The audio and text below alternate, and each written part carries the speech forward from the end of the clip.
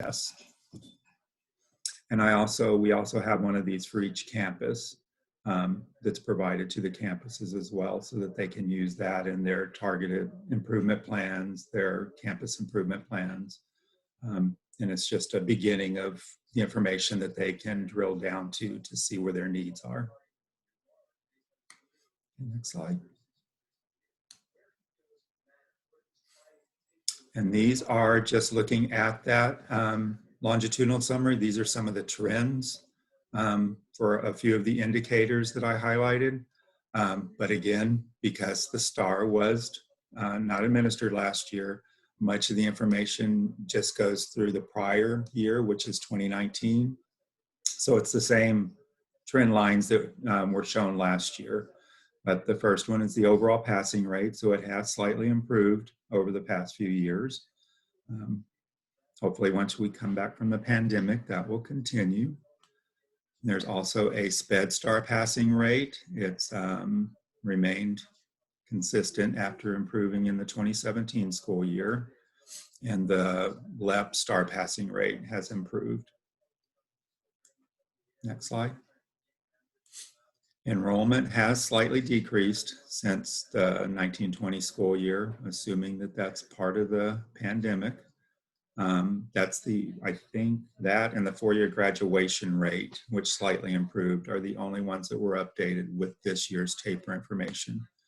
Attendance and other information was not available in the taper, but I believe Mr. Anderson is going to go over that in his presentation later.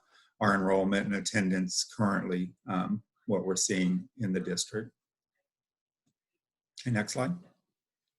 And dropout rate, mobility rate also. Mobility rate has gone down, so students are staying with us longer. And just a side note, as I complete the test roster, I maintain student information throughout the year on that test roster. So I'm seeing students that are staying 2, 3, 4 years with us, which is improving over prior years. So it is a positive aspect. The section 2 of this public presentation report is the financial standard reports. These were presented in prior board meetings. They actually are for the 18-19 school year. And the information that is provided, or it's provided here, but it was provided then as well, is the district actual financial data, which is the revenues, expenditures, disbursements, tax rates, and fund balance. And then also for each campus, expenditures by object, by function, and by program expenditures. And then I believe these are copies of the actual reports, and they are also included further in the presentation. I think it's a more clearer copy, but those start on page 274. But I believe you can read these, but this is the overall data for financials that has been presented. You can keep going through if you like. Okay, section 3 is our accreditation status. And RMA is, the status is accredited. Each year TA assigns one of 4 accreditation statuses. So it goes from accredited to not accredited or revoked. And in assigning the accreditation status, the TA considers the academic accountability ratings, the financial accountability ratings, data integrity, and then program area deficiencies, which is through the RDA. So we are accredited for this year. I think the next slide shows you the TEA printout showing that we are accredited. Our accountability rating is a C, and the first rating is an A, superior. Section 4 of the public report is the targeted improvement plans. These were reviewed, I believe, at the last board meeting and approved. So we added them to the end of this presentation as well. But each campus was required and has developed and is currently implementing a targeted improvement plan which includes performance objectives, and then they're periodically measuring the progress toward meeting their performance objectives. And section 5 is the report on violent or criminal incidents.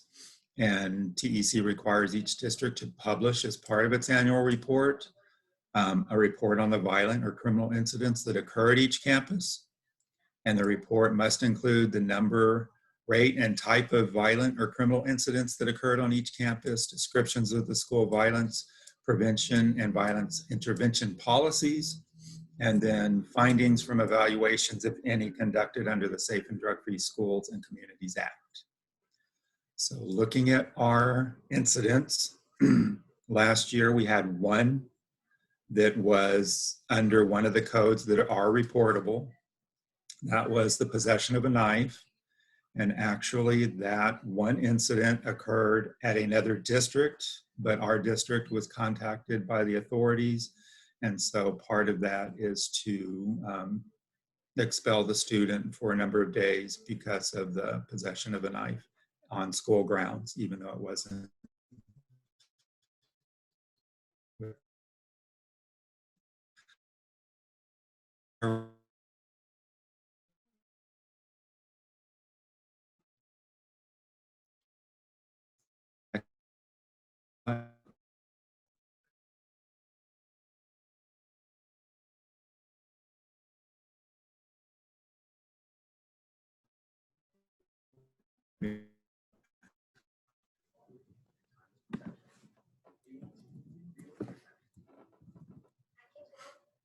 There it is. Okay, and this is just a list of our intervention policies and procedures that are being implemented or developed or are currently ongoing.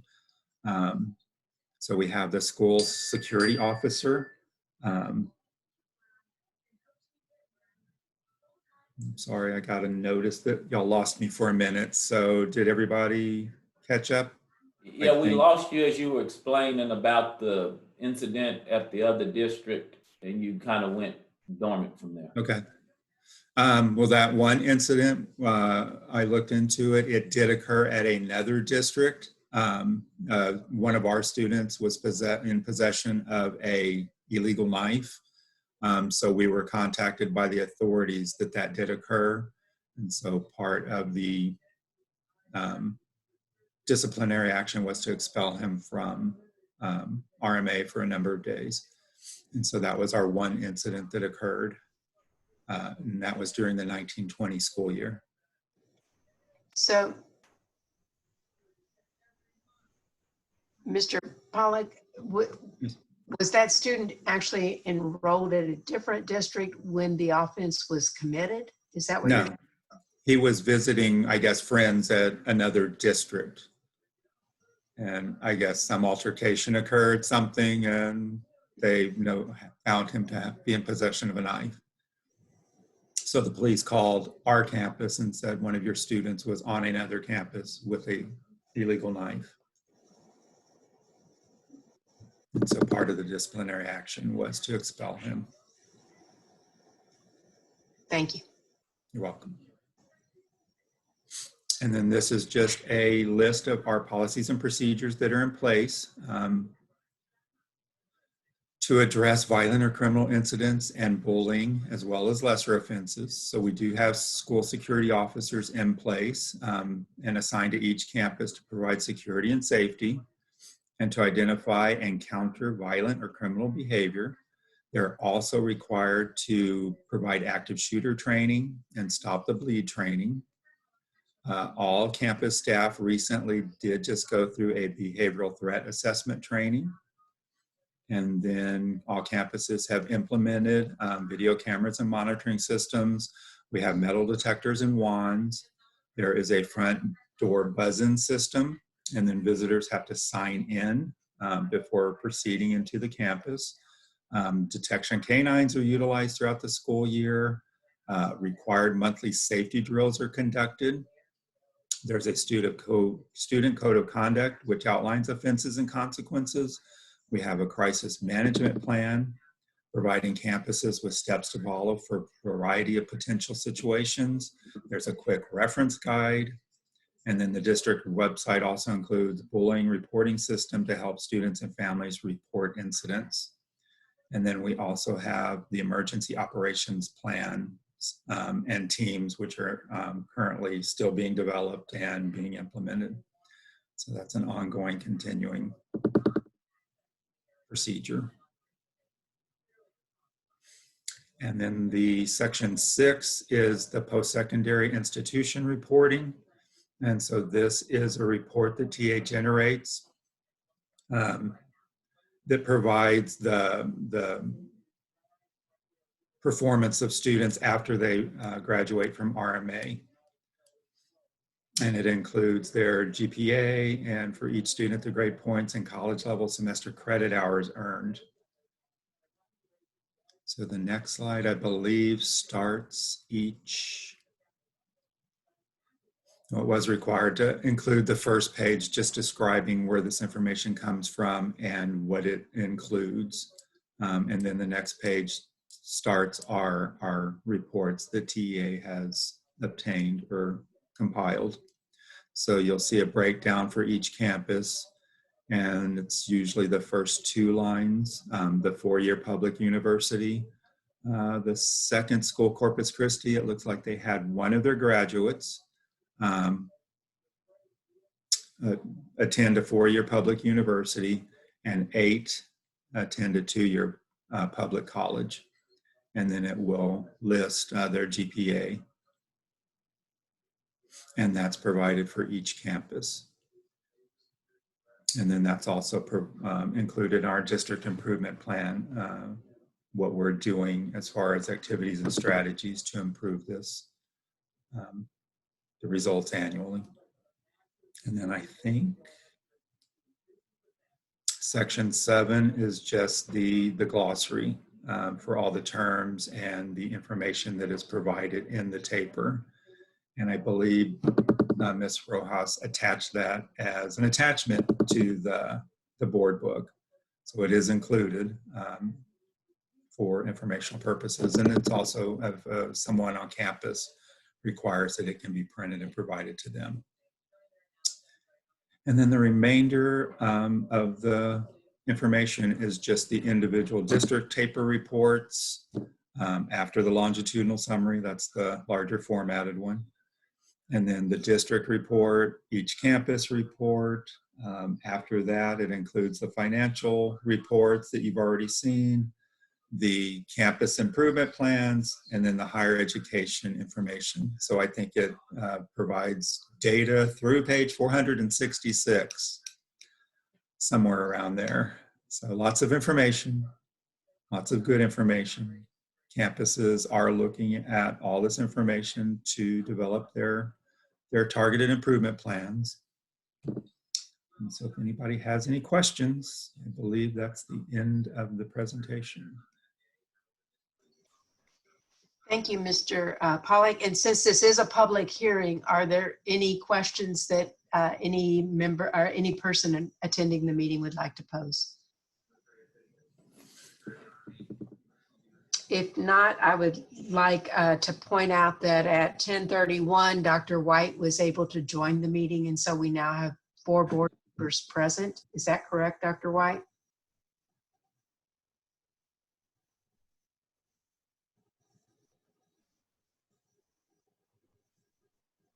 You may be on mute, Dr. White.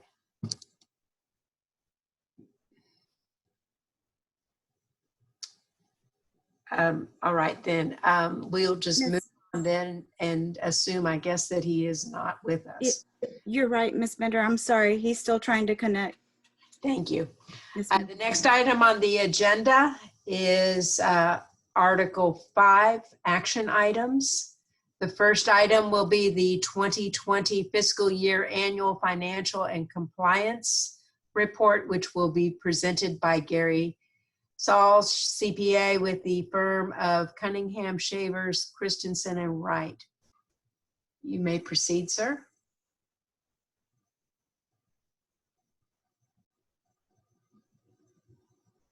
You'll need to.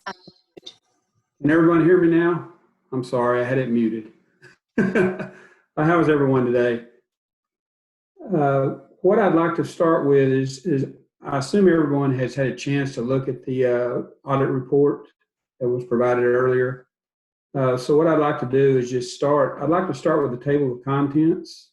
If everybody can just kind of turn to that, I just kind of want to go over what's in the actual report. We basically have three different sections. The first section is the financial statements and the independent audit reports, which starts on page 4 and goes through page 21. That basically is a statement of financial position, the statement of activities, the cash flow statement, and the notes to the financial statements. We have some supplementary information, schedule of expenses, schedule of capital assets, and the budgetary comparison schedule. So I'm going to go through that section first, but the other sections is the compliance and internal control. We basically have to issue a report related to the internal controls of the district. And I'll go over that report in just a few minutes. And then we have a report on compliance of the major program. The major program we tested this year was Title I. And again, I'll go through that a little later in the presentation. So if we can go to page 7 of the statement of financial position.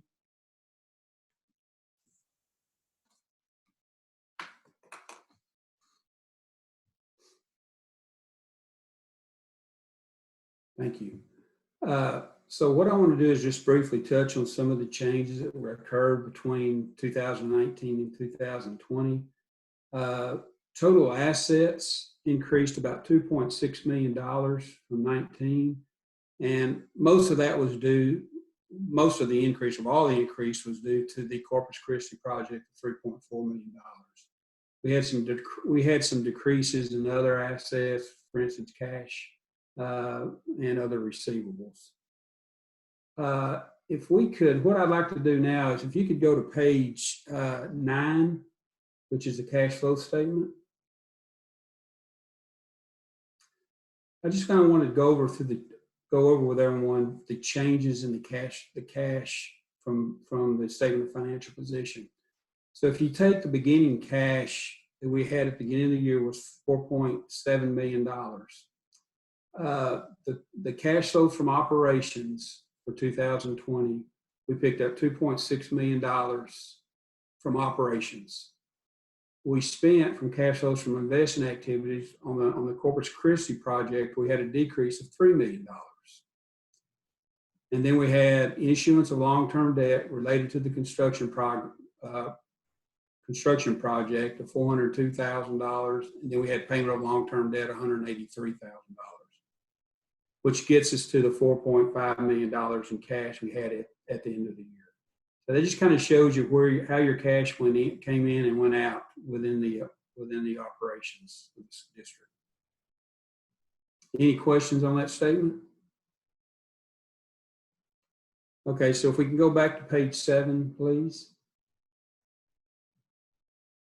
Okay, so like I said, total assets increased by $2.6 million.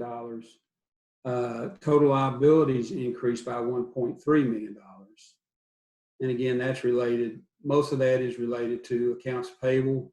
As you can see, the change from 606 to $1.2 million in the current year. Accrued wages increased slightly from the previous year, and debt did. Debt actually went down with the exception of the construction loan that we picked up beginning this year. Any questions on that statement? So if we can go to page 8 now, the statement of activities. This shows the total revenues and total expenses for the year. Total revenues increased $920,000. That was related, had an additional amount of state funding of about $470,000 and additional federal funding of about $363,000. That accounts for your increase in revenue for the year. Expenses increased $768,000 from the previous year. Most of that, the biggest changes of that was payroll costs increased about $198,000. Professional and contractor services increased $204,000. Supplies and materials increased $574,000. And other operating costs decreased $238,000, which accounts for most of those changes in expenses. So the change in net assets decreased $471,000 in the current year. As you can see, if you look at the line change in net assets, okay, you had a total revenues of $19,713,000. And you had total expenses of $18,338,000 for a net increase of $1.374 billion.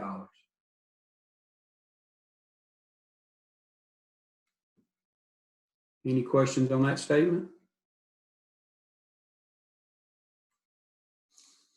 So basically on these statements, we issued our audit report, which was on pages 4 and 5, and basically issued what we call an unmodified opinion, which basically had no findings or no discrepancies within the statements.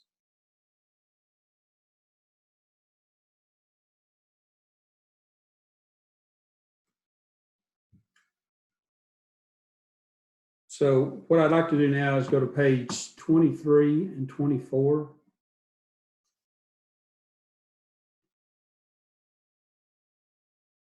This is the report that we issue related to internal controls within the organization.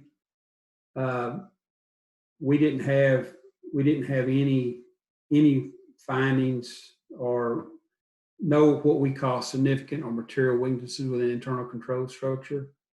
I will note that, and I've briefly talked to Tammy about this, is I think one thing that would help is going forward is to make sure that the service provider performs monthly reconciliations on the asset and liability accounts to make sure we've accounted for those things that they don't.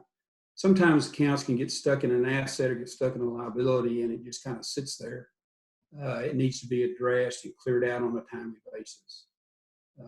That's really the only thing I came across in my search for that. And I think with a new service provider, that can get instituted where those reconciliations are performed on a timely basis and items cleared out. The next thing I'd like to talk about is on page 25 and 26. This is our report related to the compliance of internal controls on major federal programs. As I discussed earlier, we did our testing on Title I this year. We determined the major programs we're going to test based on the funding that's received. So usually the funding determines which is a major program. Title I obviously was that. So we tested that. Didn't have any issues related to the controls we tested. If we can go to page 27, this basically is a summary of what we did and any findings if we would have had associated with the different areas that we just talked about. As you can see, the summary of audit results are the financial statements. Like I said, we issued an unmodified report. There were no material weaknesses, no significant deficiencies, or no compliance material to the financial statements noted. And then the next section is the federal awards. Again, it's related to the major program of Title I. No material weaknesses were noted, no significant deficiencies were noted. We issued an unmodified report, and there was no audit findings disclosed in this section.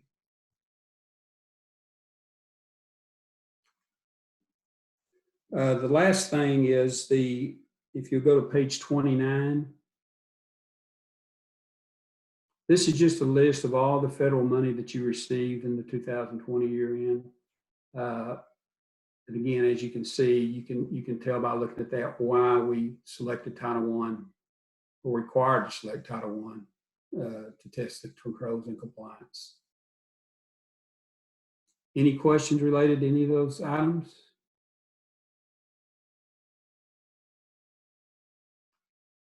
Okay, well, that's my presentation. Like again, if you have any questions, we do need to get the certification done. I'm not sure how we need that. That's on page, the very second or third page in the report. The board secretary and the board president will need to certify that as in the past. And I believe it probably needs to be approved in the meeting to accept the report as is.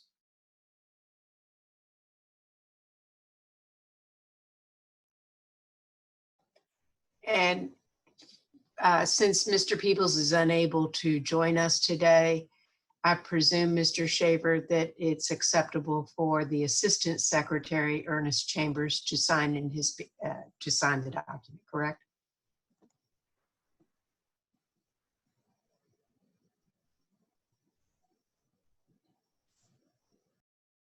You're asking me, I think it's okay. Yes.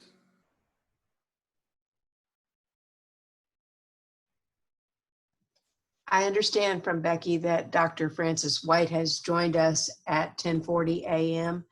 Dr. White, could you please unmute and signify your presence?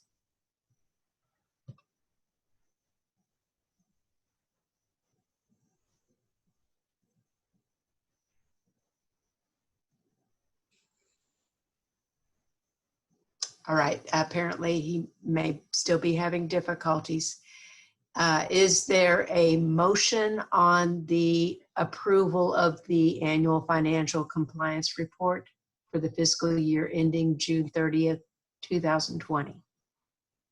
Ernest Chambers, I move that the board approve the annual financial compliance report for the fiscal year ending June 30, 2020. Is there a second?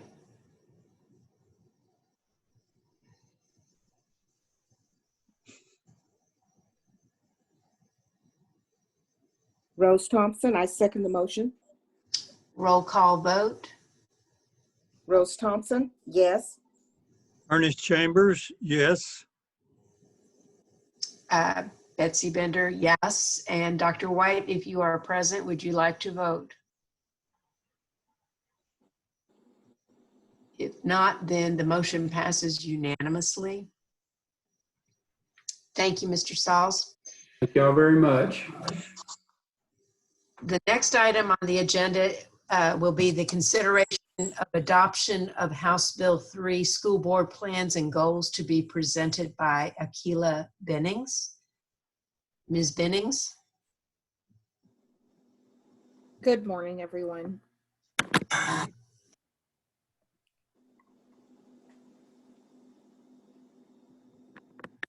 It should be 5B.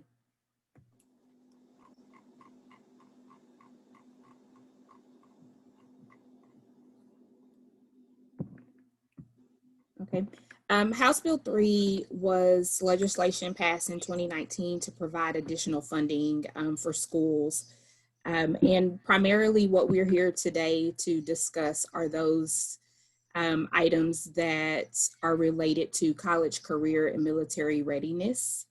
The plans are required to include annual goals for student growth on those college, career, and military readiness indicators. And what we've done today in alignment with the strategic plan that was previously approved, we have gone in and actually built out additional goals as progress measures. And the initial goal that was written was for college, career, and military readiness to improve by 15%. The original board goal said that the percentage of graduates that meet the criteria for college, career, and military readiness will increase from 24 to 39%, which is the 15% increase that was included in the strategic plan. And so along with that, in combination with the college career or CTE coordinator and Region 20 field service agents, Deanne Drummond and Ed Vada, we worked to determine 3 progress measure goals to be presented to the board in alignment with both the strategic plan and our targeted improvement plans for accountability. And so the first goal that's being presented is the percentage, or progress measure that is being presented, is that the percentage of graduates that meet the criteria for college readiness, which is one of the progress measures for college, career, and military readiness, that will be done by completing college prep classes. And currently RMA stands at 0% of our students completing college prep courses. We do have several students that are enrolled, but the new indicator requires that they actually complete those classes. And so the progress measure is that they will increase from 0% to 3% by August 2025. Do you have the current enrollment of students in college courses? The numbers? The current enrollment of students in college courses is less than 1% of our population. So 18? It's less than 18. It's actually 12. 12, and at what campuses? Most of them are at the Odessa campus. Thank you. Odessa has a very strong connection with their local community college, and so they do a very good job. And we're hopefully going to be able to mirror that with Mr. Showers working on those collaborations and those MOUs with other universities and colleges.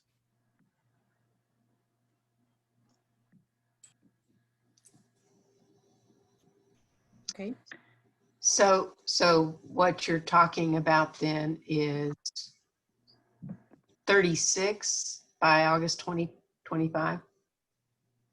Yes, ma'am. And that's not just enrollment, that is also completion of those college prep courses. Right. So if our enrollment if our enrollment stayed in the same range, you'd be looking at somewhere between 36 and 54 students by 2025? Yes, Each year, correct. Thank you. The 3% increase is by 2025. So we have actually asked or predicted a 1% increase by the year 2023, and then an additional increase in 2024, with that number culminating at 3%, a total of 3% increase by 2025.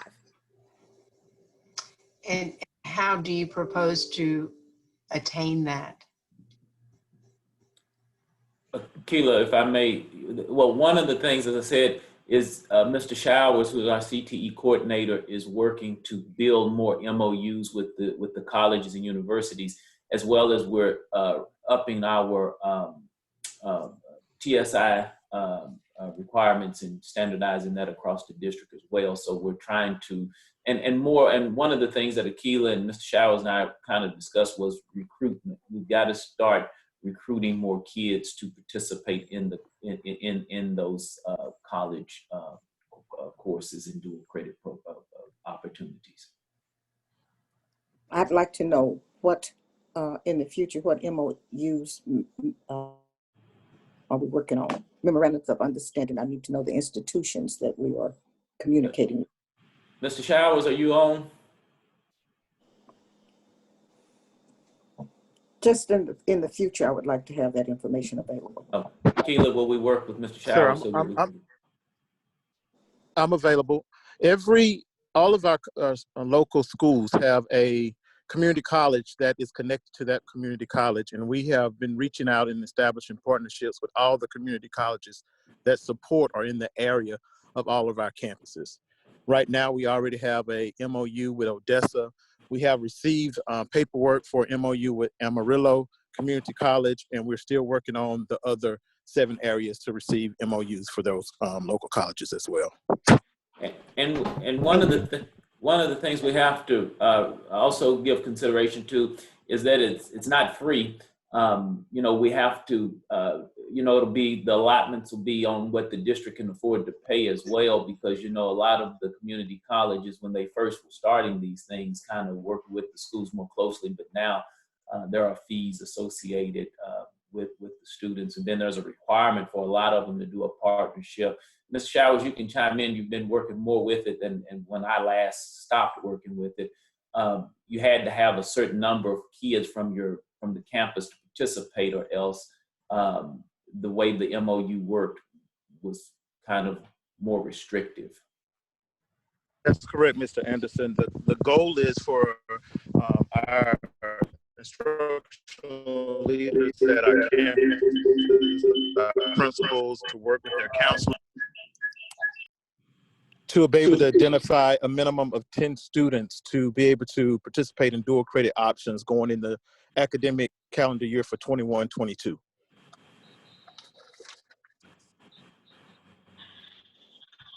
That answered my question. Thank you.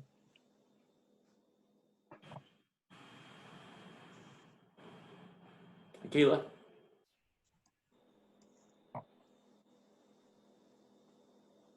Okay. We will now move, if there are no more questions, we will move to the second goal, or the second progress measure. So the second progress measure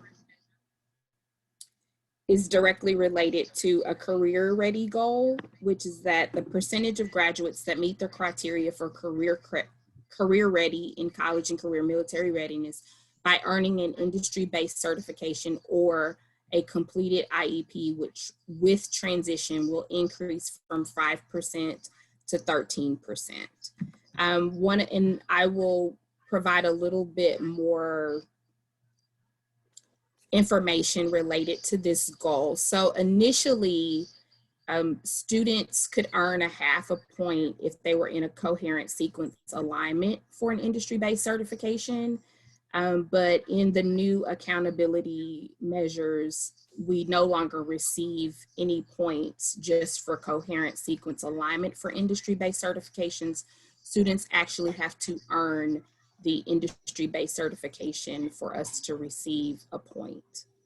And so that is why the progress measure is specific to students earning the industry-based certification or a completed IEP with transition. So currently within the district, we sit at 5% of students with completed IEP transitions. We are at less than 1% of students earning industry-based certifications. And so that is where we are looking to grow significantly with both the corrective action plan that is in place for our special education students that would be captured in the completed IEP with transition, and then our other students that would be captured in the industry-based certification.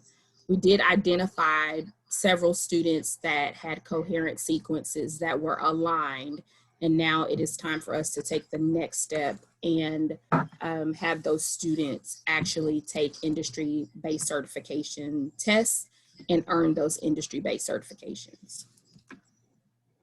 And Keila, also one of the big initiatives, which if you want to mention with Xerox that we're undertaking and will be bringing to the board in March, would you share with the experiment with that?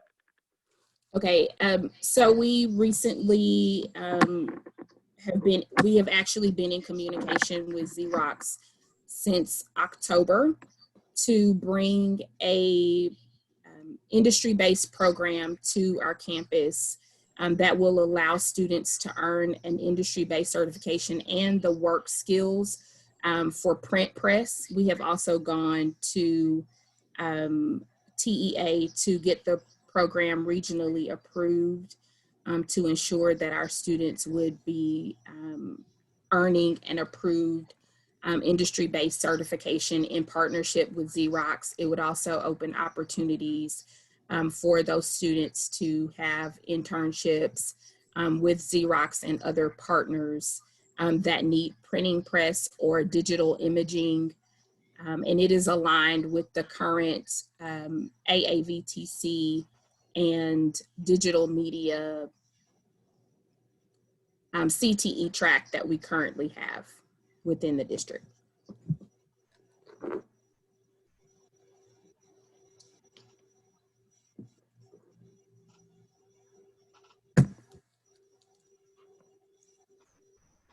Okay.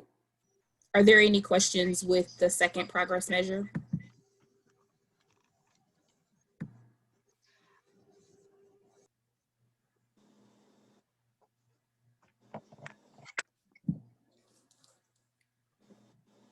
If not, we'll move to the third progress measure.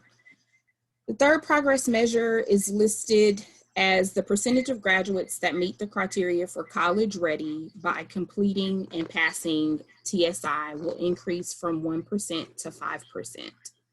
The background information on this college ready goal is initially students need to pass both subjects, both the English and the math. And as Mr.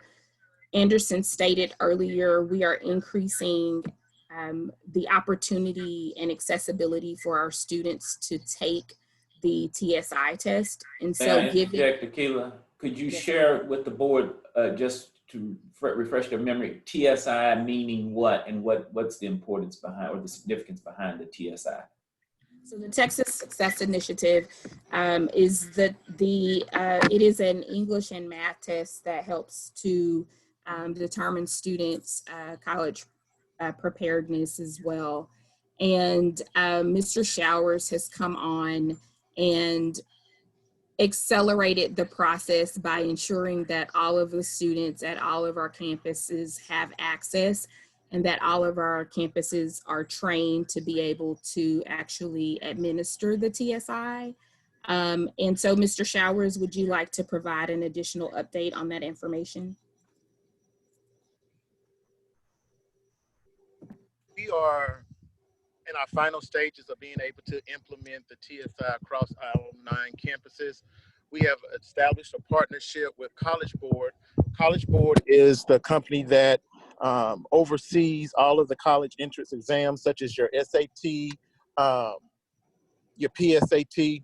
And with partnership with the College Board, we are able to, starting as early as February, start testing our students. The goal is for us, for each campus, to identify a cohort of juniors and seniors to be the first round of testing.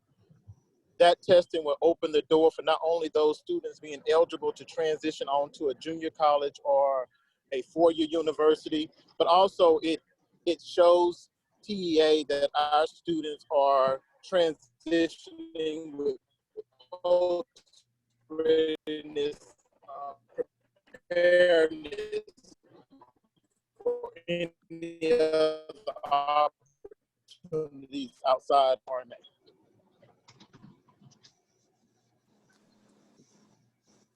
We kind of lost you, Mr. Showers.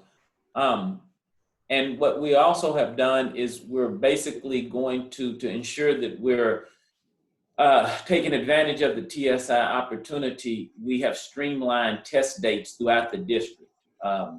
And Akila, do you want to share a little bit about how that looks, so that we can make sure that as these counselors and principals recommend or identify these students that they feel are ready for TSI testing, we will have strategic district dates for testing? So as Mr. Anderson alluded to, what we're doing, as we do with most of our testing within the district, is we allow that testing to be done at the same time across the district to ensure that we have a more aligned or succinct capture of the information as it is taking place.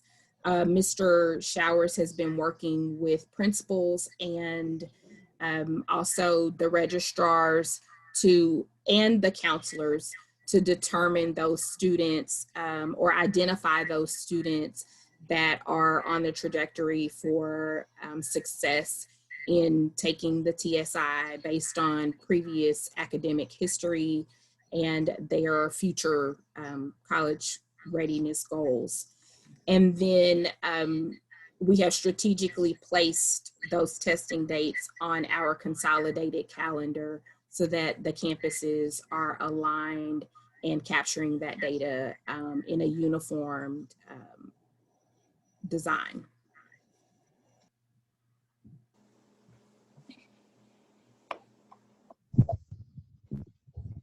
Mr. Anderson, I lost communication, but it's now back up and running. If I have to add anything else to what yourself and Akila have already shared. Thank you. Ms. Bennings, have you established in your calendar a report and a reporting to the board on the achievement of these different goals, the progress that's being made? When we do our strategic plan updates, Ms. Bender, would be the time. Okay. Because it's a part of our strategic plan. Took my answer. Yes, ma'am. All right. In line with the updates. And so on the action item, it's highlighted that this goal is recommended as an alternate option for a military-ready goal. And I wanted to explain a little bit about that because typically the House Board 3 school board plan and goal submission requests that there is one college-ready, one career-ready, and one military-ready goal. But due to discrepancies between annual enlistment counts for military enlistees and the Department of Defense reports, there was a pause put on the direct information for military enlistment and how it would affect accountability. And so while we did provide a military-ready goal, and we will continue to track the enlistment data that we receive from our students, because there is not a current reconciliation between the Department of Defense and TEA, it's recommended that we utilize the college ready goal for students completing and passing the combined TSI to ensure that we had 3 progress measures for contributing to the 15% increase in CCMR as stated in the strategic plan.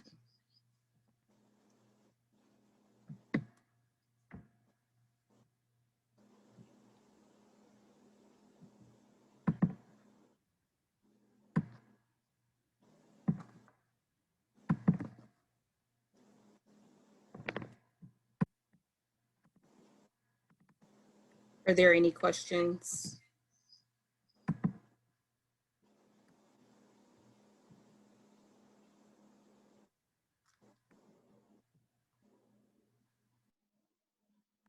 Akila, did you need me to move on to any of the other slides?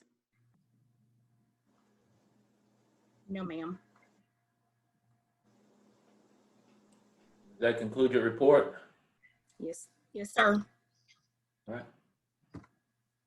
Are there any other questions from the board?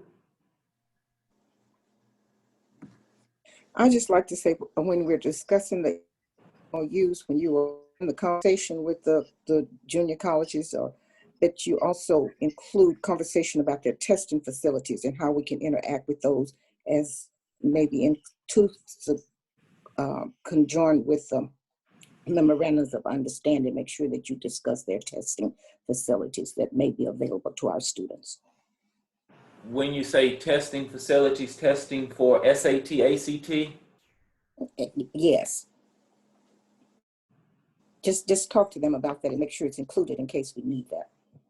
Because we have posters, and well, we used to, and I'm sure we still do. Keely, you may, and Kelly, you may be able to say, we do post the ACT, SAT dates. We usually get the calendars for the year from ACT, SAT, and so we can just start making sure that we identify their testing site, that they're a testing site, and letting our students know that you can go to this location to register.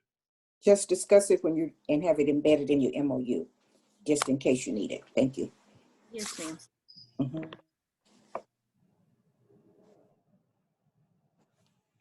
All right, Ms. Bender?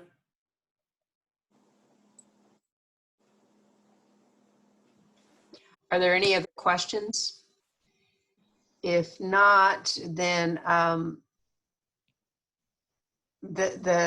page 470, Becky, the suggested motion language does not appear. Can you find it?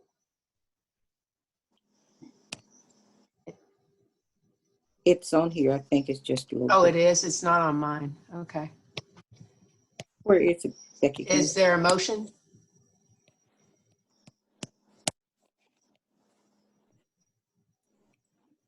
It's very small at the bottom of page 470.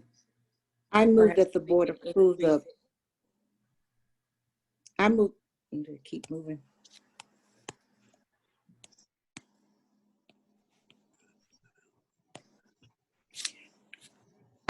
That the board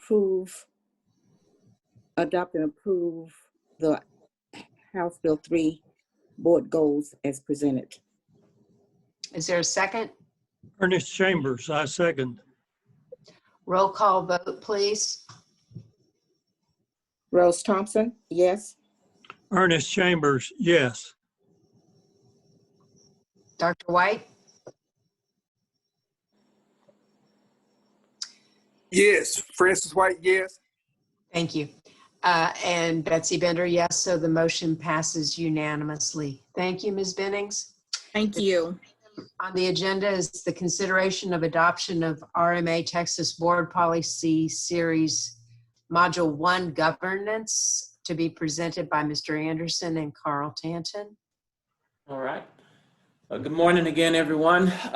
As it is customary, the Texas Charter School Association releases its updates for module policies and governance policies. And so this year we had the exciting task of putting together a board policy committee to review the policies, the governance policies and modules, and massaging them and getting them up to compliance and to a standard that is acceptable.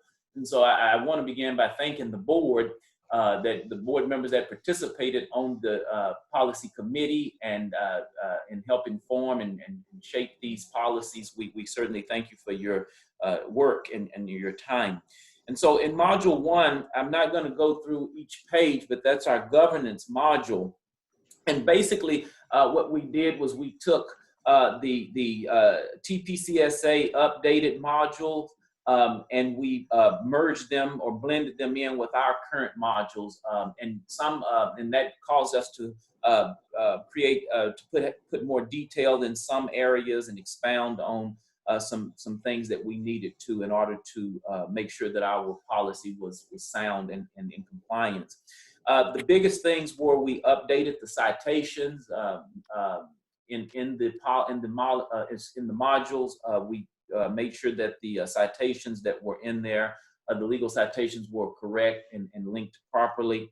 And we made sure that the response and investigation dates were consistent across the board, making sure that they were standardized to 10 and 15 days. And then the biggest piece of module 1 was more so the new legislative requirements for safety and security. And so we want to share, most of the focus was on the emergency operation plan requirements, as well as the crisis and trauma information, which I've asked Mr. Tanton to share with you all in a little bit more detail and where we are in getting that information embedded into the module 1 governance policies.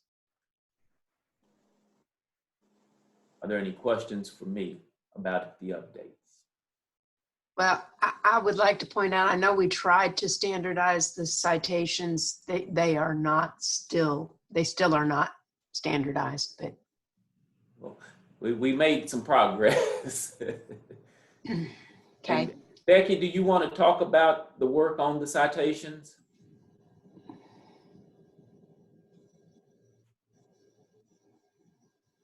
Well, I already had a lot of respect for Ms. Bender, but this was quite a task. It is. Yes, ma'am. I understand. I guess we just need to continue to work on it. Okay. Carl, are you on, if you would, share with the board where we are in the compliance of the emergency operation plans and the, well, actually, I would like to start with the trauma-informed care piece first, if I may. I did want to share with the board that as far as that goes, Kelly Hilton has been working on that, the counseling coordinator. And Kelly, are you on to share the trainings that have occurred across the district in this regard? Yes, sir. So RMA is implementing several things that will go towards trauma-informed care. We will be utilizing a high-yield strategy that is provided in the social emotional curriculum and embedding it in instruction during a portion of the time that is set aside for response to intervention.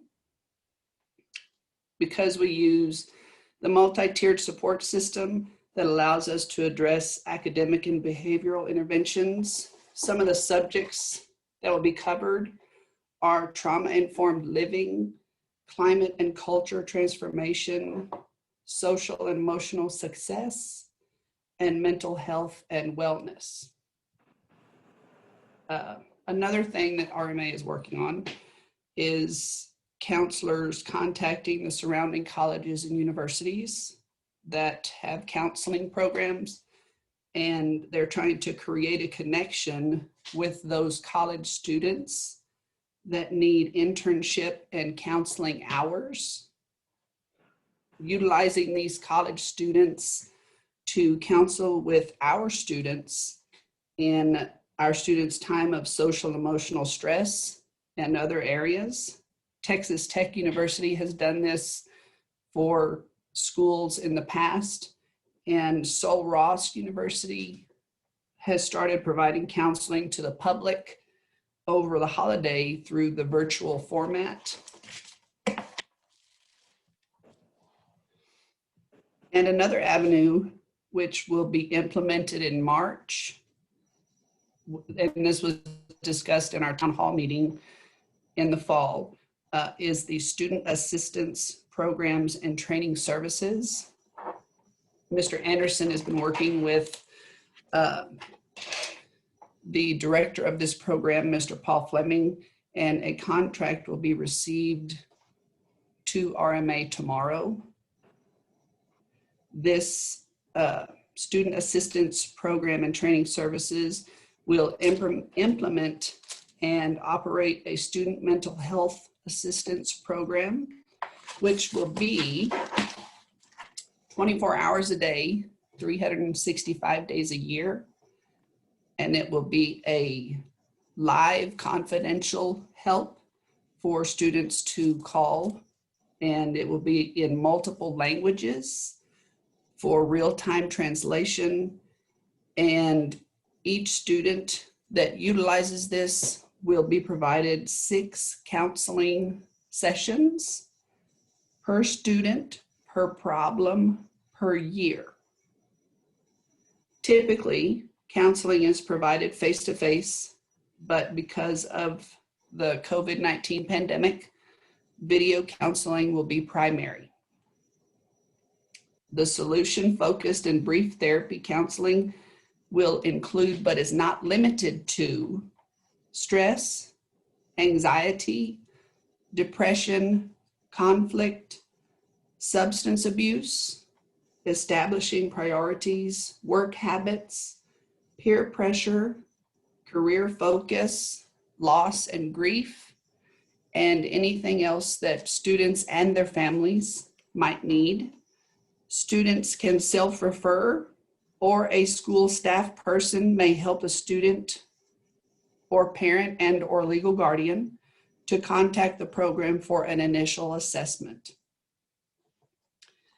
And lastly, all of our staff at RMA have watched videos provided from TEA through a program called Project Restore.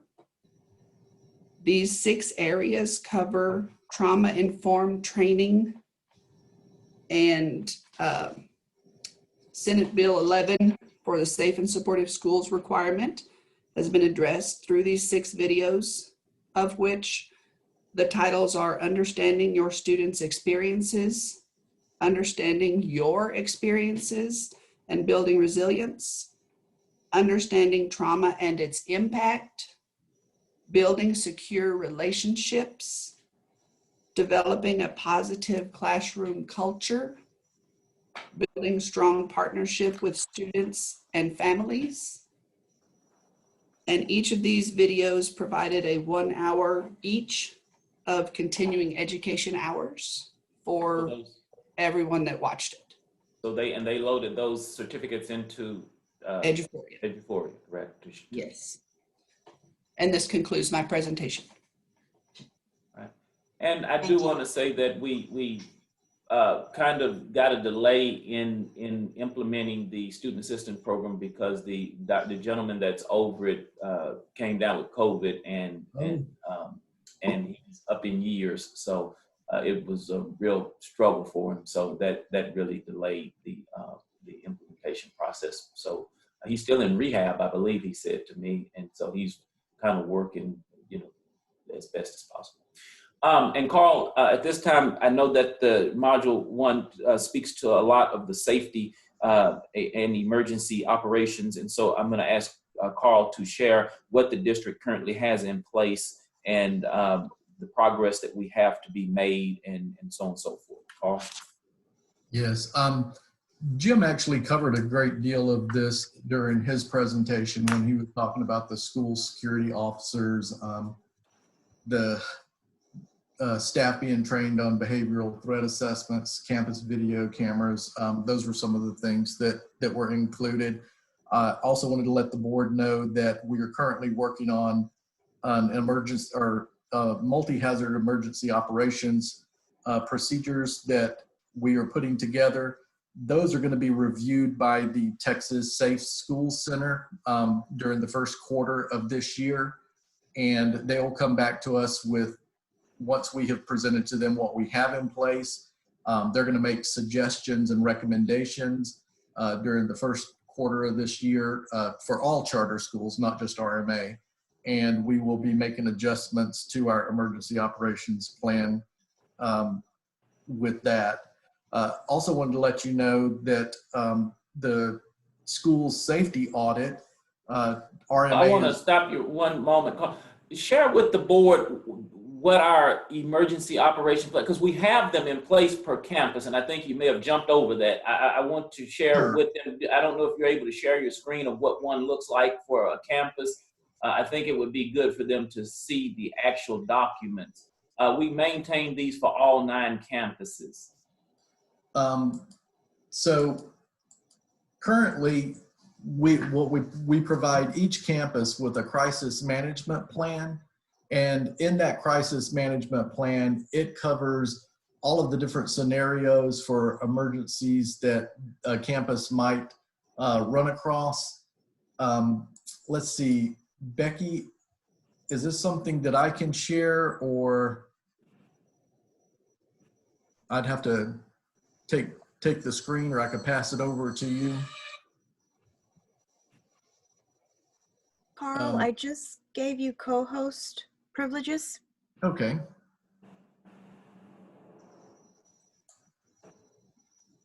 And let me find it here. I think this is it.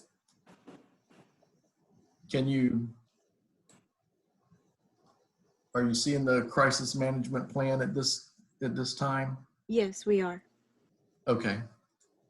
So the crisis management plan covers, it has, each campus would have a team, a safety team that is listed on there with phone numbers, outlines the information that each campus, it has all of the local numbers that you would call for emergency services. We also provide all of the different scenarios that would take place on campus. And I'll just run across a couple of them. Like under medical, we have accidental or serious injury or illness, death of a student or staff member, and all of the different scenarios that you would run through. We have these provided for each of our campuses. We also have, as part of this program, we provide for the office, there's a protocol sheet that they would use to call out. There is also, for each of the classrooms, there's standard response protocols that would be provided over the intercom system, and then in the classrooms, how they would respond to each of those call outs. So we're well underway with that. Like I said, the state is going to be reviewing our protocols during the first quarter of this year, and we will be moving forward. One of the other things that we're currently working on is we have an outside vendor that is producing site maps for each of our campuses that will be included in the emergency operations plan. These would include all of the emergency exit scenarios, as well as where all of the fire extinguishers, the stop the bleed kits, the defibrillators, and all of that would be located in the schools. So we're still working on this. I think it's, you know, kind of like the policies themselves. It'll be an ongoing process for the next few months, and we hope to have something that we can present to the board. And I'll even provide this information to Becky so you guys can see what it looks like up close if you'd like to. Thank you, Carl. That you've put in a lot of work and it looks good. Let me ask you, is there any way that, or are you covering the accumulation of data concerning how frequently the emergency plan is implemented and for what purposes? We do have logs that we keep. Let me go back another section here. So we do have safety tracking logs that are done for each of our campuses every time that they run one of these drills. Or if it weren't a drill, it was an actual incident, we would be tracking that as well. Okay, thank you. And all of this is located on SharePoint, so it's available to all of the campuses. Thank you. They all have access to it. And that's it, Mr. Anderson, if you'd like to. Thank you all. Thank you, Kelly. Thank you, Carl. Ms. Bender, did I miss anything in Module 1, or did I skip over anything that you feel I should touch on? Not that I can think of, but you might ask Mr. Chambers and Ms. Thompson as well, since they were on the committee. Yes, Mr. Chambers or Ms. Thompson? I don't have any additional questions. This is important stuff, and I'm quite interested and appreciate what you presented. Thank you. Thompson?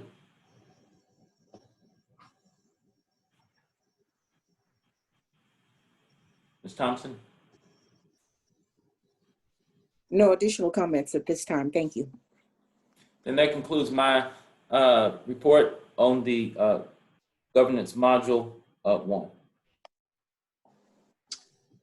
Thank you.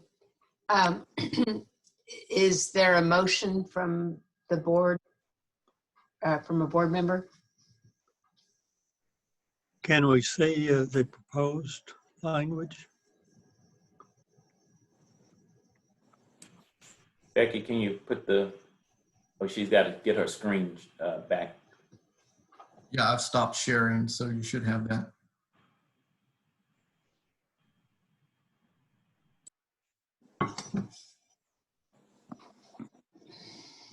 The motion page, Becky.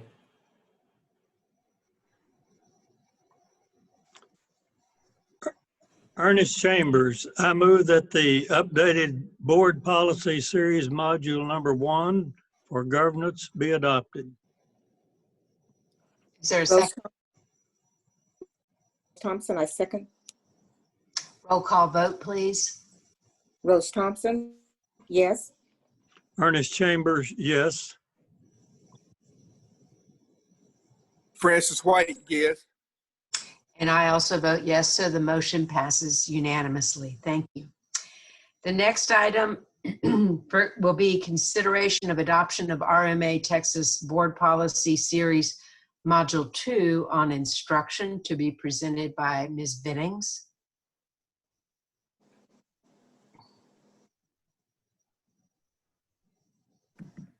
Good morning again. So the board policy series module 2 for instruction was a team effort by the academics team along with the Texas Public Charter School Association and the board. Everyone provided input to the board policy committee to ensure that the student handbook and student code of conduct and other items that were previously approved are all in alignment along with this board policy series module. Some of the modules that were included were the instructional program overview, the instructional program in general, including the length of the school day, the school year, required instruction, and required curriculum, along with the school calendar, certain recognition dates that are to be embedded in instruction, academic achievement, such as graduation requirements and the academic achievement record that we are required to maintain, along with graduation requirements. The most recent graduation requirements for students that have entered grade 9 in or after the 2014-2015 school year. End of course assessments. It also includes instructional items that spell out satisfactory performance, the guidelines for individual graduation committee, along with special education. It also includes the selection and adoption of instructional materials, how makeup work is decided and communicated. It also included academic testing programs, as well as the career and technical education requirements and programming. It also included dual credit guidelines and eligibility items, gifted and talented program items, homebound services, and associated requirements, along with the state virtual school network and its significance in our day-to-day operations or options for our day-to-day operations. And then state testing requirements, special education, and then those protections for military dependents. It also included accelerated instruction and satisfactory and unsatisfactory performance guidelines, non-discrimination policies, identification and evaluation for special education and other special programs, and any associated dispute resolution and or committee requirements and eligibility items. It also included dyslexia related services, bilingual education in ESL, and Title I services for all applicable areas for grade 9 through 12.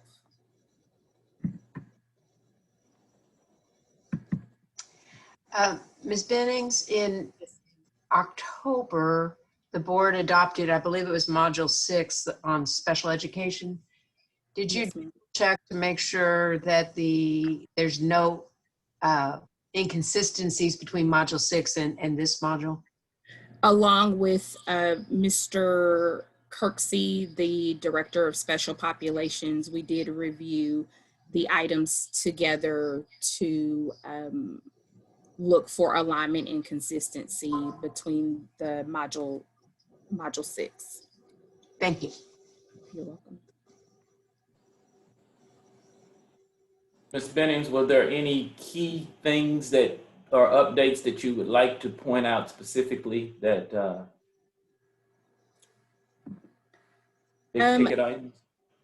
There were some adjustments that needed to be made to the policy, specifically related to student handbook definitions, but all of those were made and sent in.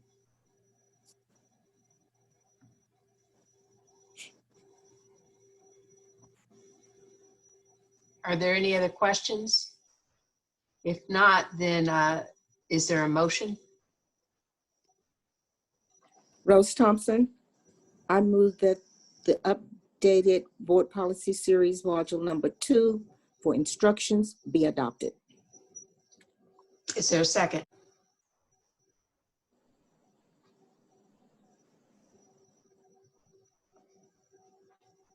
Francis White, I'll second it. Roll call vote, please. Rose Thompson, yes. Francis White, yes. Ernest Chambers, yes. And I also vote yes, so the motion passes unanimously. Thank you. Thank you, Ms. Thank you. Billings, Thank for all you. your hard work on this project. The next item will be the consideration of adoption of RMA Texas Board Policy Series Module 3, Students, to be presented by James Kirksey.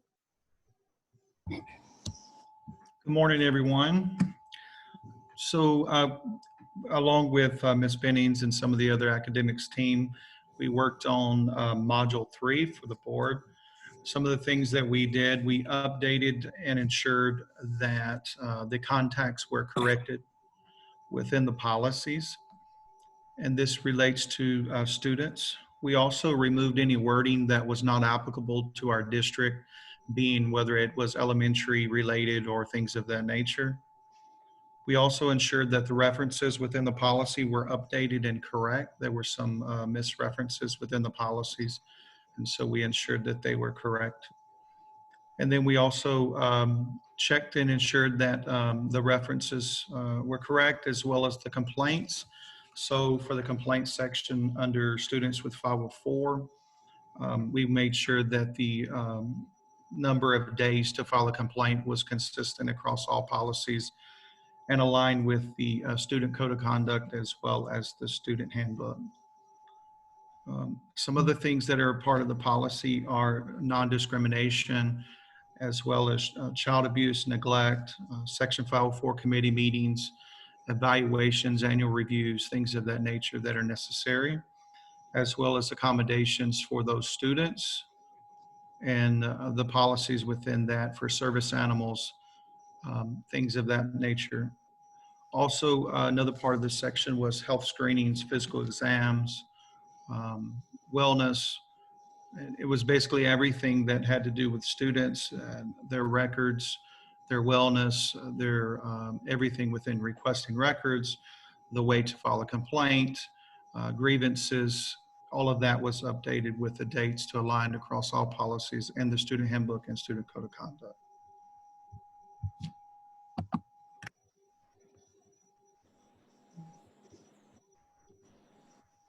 Are there any questions for me?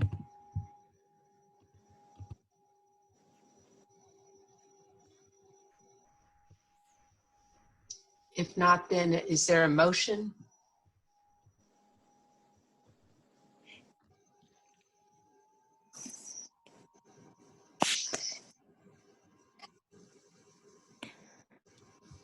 Ernest Chambers, I move that the updated board policy series module number 3 for students be adopted. Second. Rose Thompson, second. Roll call vote. Rose Thompson, yes.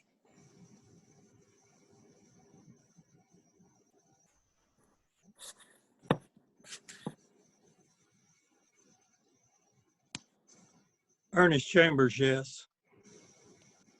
Dr. White?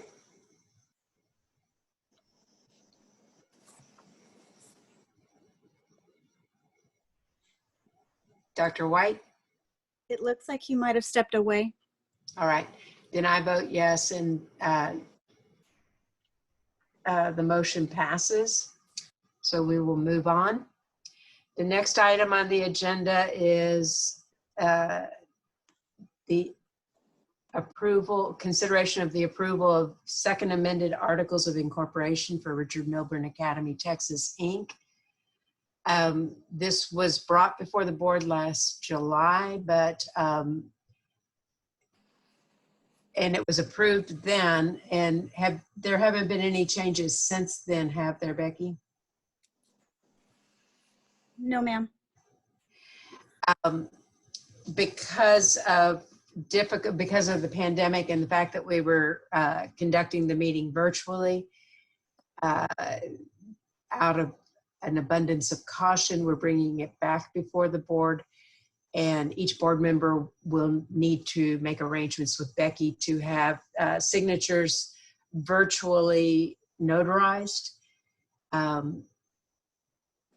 there any questions? What we did, if you'll recall, we basically updated and also put in a plan of succession for board members, which had not been present in the prior articles of incorporation and bylaws. Are there any questions? If not, then if there's a motion.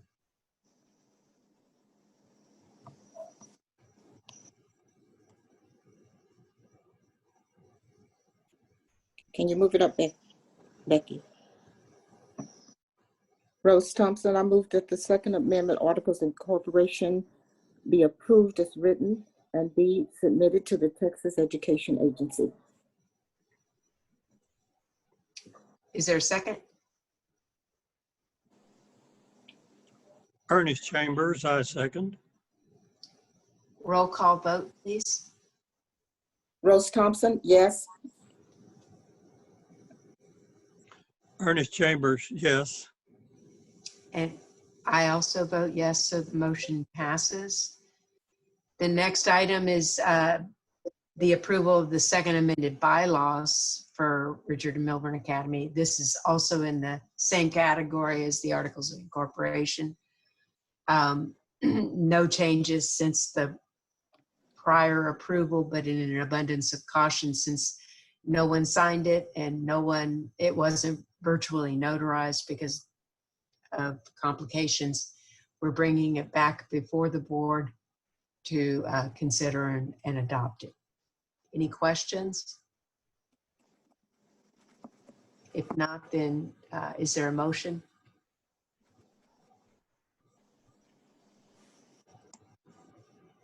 Ernest Chambers, I move the approval of the second amended bylaws for Richard Milburn Academy and the filing of such with the Texas Education Agency. Rose Thompson. I'm sorry, Ms. Thompson. Rose Thompson, second. Roll call vote. Rose Thompson, yes. Ernest Chambers, yes. Dr. White? I vote yes, so the motion passes. The next item on the agenda is the adoption of a board resolution for the second amended Articles of Incorporation. I'm sorry. The next item on the agenda is the approval to submit a non-expansion amendment request to TEA for the second amended Articles of Incorporation and the second amended bylaws. And Becky, I would note that on the name of the charter holder on the non-expansion amendment request form, it says Richard Milburn Academy, Texas, period, Inc., period. It should be Texas, comma, Inc., period. So if you can make that correction. Other than that, this is pro forma. We file it with TEA, and this is the form that they require. Is there a motion? Rose Thompson, I move the authorization to submit the non-expansion amendment request form in order to file the second amendment articles of incorporation and the second amended bylaws with the Texas Education Agency. Ernest Chambers, I second. Roll call vote, please. Rose Thompson, yes. Ernest Chambers, yes. And Dr. White? I also vote yes, so the motion passes. The final item is the adoption of a board resolution for the second amended articles of incorporation and second amended bylaws. Again, this is basically pro forma. We have to adopt a resolution in order to do the amendments and to submit it to TEA. And on the resolution, since Mr. Peebles is unable to be with us today, Becky, can you change that to Mr. Chambers' signature as the assistant board secretary? I think it's on this. It may be on the expansion amendment. Okay, yes, ma'am. I'll check on which form it is that it's asking for board secretary. Okay, thank you. And is there a motion?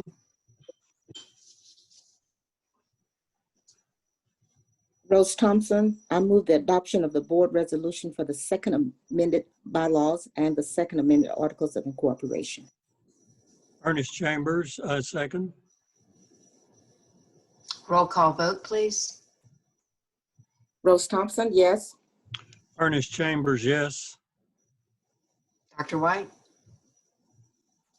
I also vote yes, so the motion passes. Becky, do you want to make arrangements to virtually notarize the signatures that are required on the bylaws?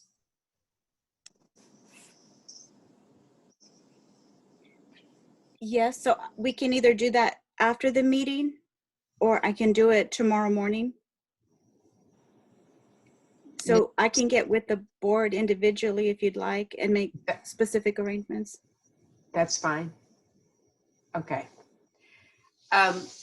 It's now 11:47, so we have had a request to rearrange the agenda and move into a closed session, but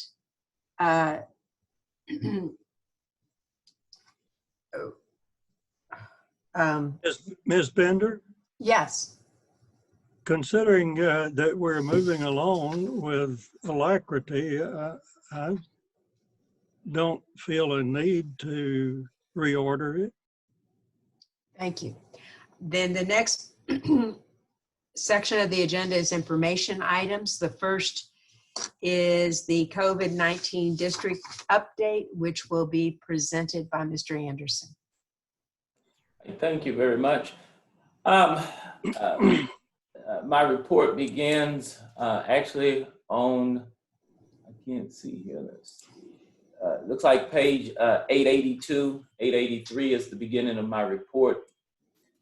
I wanted to, first of all, just begin, COVID has been a beast, to say the least, over the past year and a half. And I think more so this year, the 2021 year, more so than the end of the 1920 year. But, and so it has had an impact on several aspects of the organization. One of the things, I've built a good relationship with the Khan Academy, and Dr. Ponce, who's the superintendent and CEO of Khan, called me yesterday, and he was asking me about the hold harmless and what I thought was going to happen there. And the comment he made is, man, we're bleeding over here. And we're all wondering, is the state going to throw us a lifeline, or are we just going to be left to sink? But to say all of that, when you look at the trends, and Tammy will talk about this in her meeting, in her presentation, when you look at the enrollment trends, our enrollment is not down. Our enrollment is consistent with what it should be. What's down is our ADA, our average daily attendance. And that's what's taken a beating for the district, and that's what's causing some alarm. And so it's not, you know, it's not so much, well, our enrollment is down because it is in the 1800s and consistent with where it normally is. But the attendance, the average daily attendance, and the requirements that for remote students to be able to account for attendance purposes, you know, having to have submitted so much work or meet requirements for the asynchronous instructional plan, and that's where we're really taking a beating. And so, having said that, our instructional options remain the same as it has. We are still offering both remote instruction and on-campus instruction options. And, you know, one of the new things that started in January was TEA sent out the test kits. And so we're able to test students. And we hope that that will build some confidence in our parents and the students wanting to come back to campus and hopefully reintegrate into the on-campus instructional process. As of about the 12th of January, when I pulled the numbers, when Jim provided me with the numbers, we had 715 students currently receiving on-campus instruction, which was up from 695 students participation the last time I gave this report back in November. We had 1,157 students that were currently receiving remote instruction or had opted in for remote instruction, which declined from the 1,194. So as I'm sure some of those students that were doing remote instruction transferred over to the in-person instruction. As far as attendance goes, you know, I just wanted to share with you all how it was measured. Again, as I said, you know, for those students that are receiving remote instruction, their attendance is measured by their daily progress through the Edgenuity online program. And so them meeting the standards and the amount of work required by midnight each day is how we get attendance credit for them. And so currently our total enrollment for the district is at 1,876, which is down by about 20 students from where we were this time last year. And so, as I said before, we're still in sync with around the enrollment numbers that we were last year at this time. And so the average daily attendance is at 64.3, which means we're averaging about 1,206 kids a day. That's what we're getting attendance for. So we're down about 60%, about 6 percentage points from this time in the past at 1,327. And so there's an attachment that I reference, attachment 1, and if you could go to that attachment, Becky.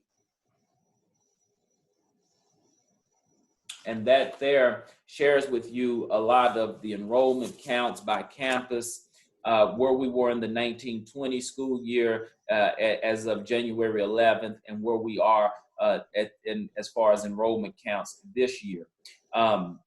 As you can see, a lot of the campuses are up in enrollment with the exception of Odessa, which is our largest campus, and Amarillo. They are actually lower than the previous year. But for the most part, our campuses are consistent. And again, the enrollment is not the issue. It is the attendance, getting the kids, getting credit for the kids that's doing remote instruction and consistently getting kids to come to campus. Well, what affects that? I want to be very transparent. Kid comes down with COVID. A kid has close contact. I mean, you know, the state's not saying we're giving you money for these kids. So, you know, we try and get them to convert over to online instruction if that's the case, but can we get the workload out of them? So it's a lot of factors that's playing into all of this that's going on here. And so in that chart there, it also talks about the mobility rates and what we're looking at. As you can see, the mobility rates for the most part is a lot lower, with the exception of Amarillo, you know, than where it was the previous year. So they're not so much that they're moving around, as much as they're just not participating in the remote platform or the on campus. And then I call your attention to that last column, the failing one or more courses.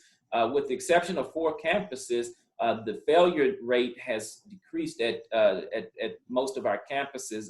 We look at Odessa, that's not the case, and at Fort Worth, as well as Corpus Christi and Pasadena. And so Keela and the academic team are working very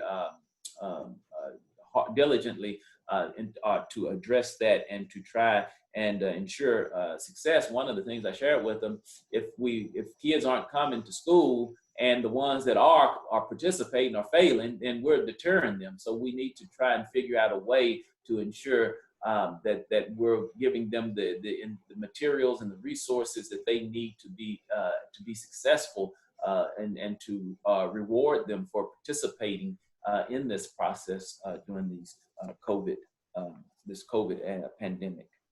And so that's where we are there. As far as TEA's hold harmless, to date, TEA is not offering a hold harmless for the 4th 6 weeks. The last hold harmless waiver that you could request was for the 3rd 6 weeks. Well, the 3rd 6 weeks ended today, or ends today. And so, now we have all of our data for the 3rd 6 weeks. We will submit the waiver to a TEA for the 3rd 6 weeks. You have until May or June to submit the waiver, but we wanted to be able to show the data was consistent and say, so therefore we're going to apply for the hold harmless for the 3rd 6 weeks, which would fund us at the $1,400 ADA. Well, the problem with that is it hurts our financials, because TEA says, well, we're not going to pay it to you in the FSP for the during this part of the year. What we're going to do is we'll pay it in September when we settle up. So they're not going to give us the hold harmless for the 2nd 6 weeks, 3rd 6 weeks.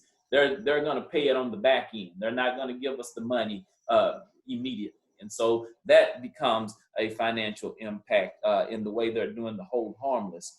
And so, and there you see that in my second bullet point, TEA applies the ADA hold harmless as described in the school year 2021 attendance and enrollment FAQ as the settle up calculations in 2021.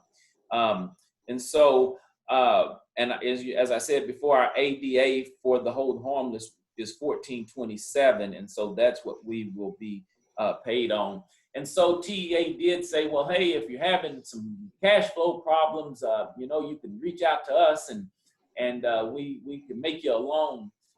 And so that 4th bullet there, they basically what they do is Tammy and I inquired about that in case that should become a necessity.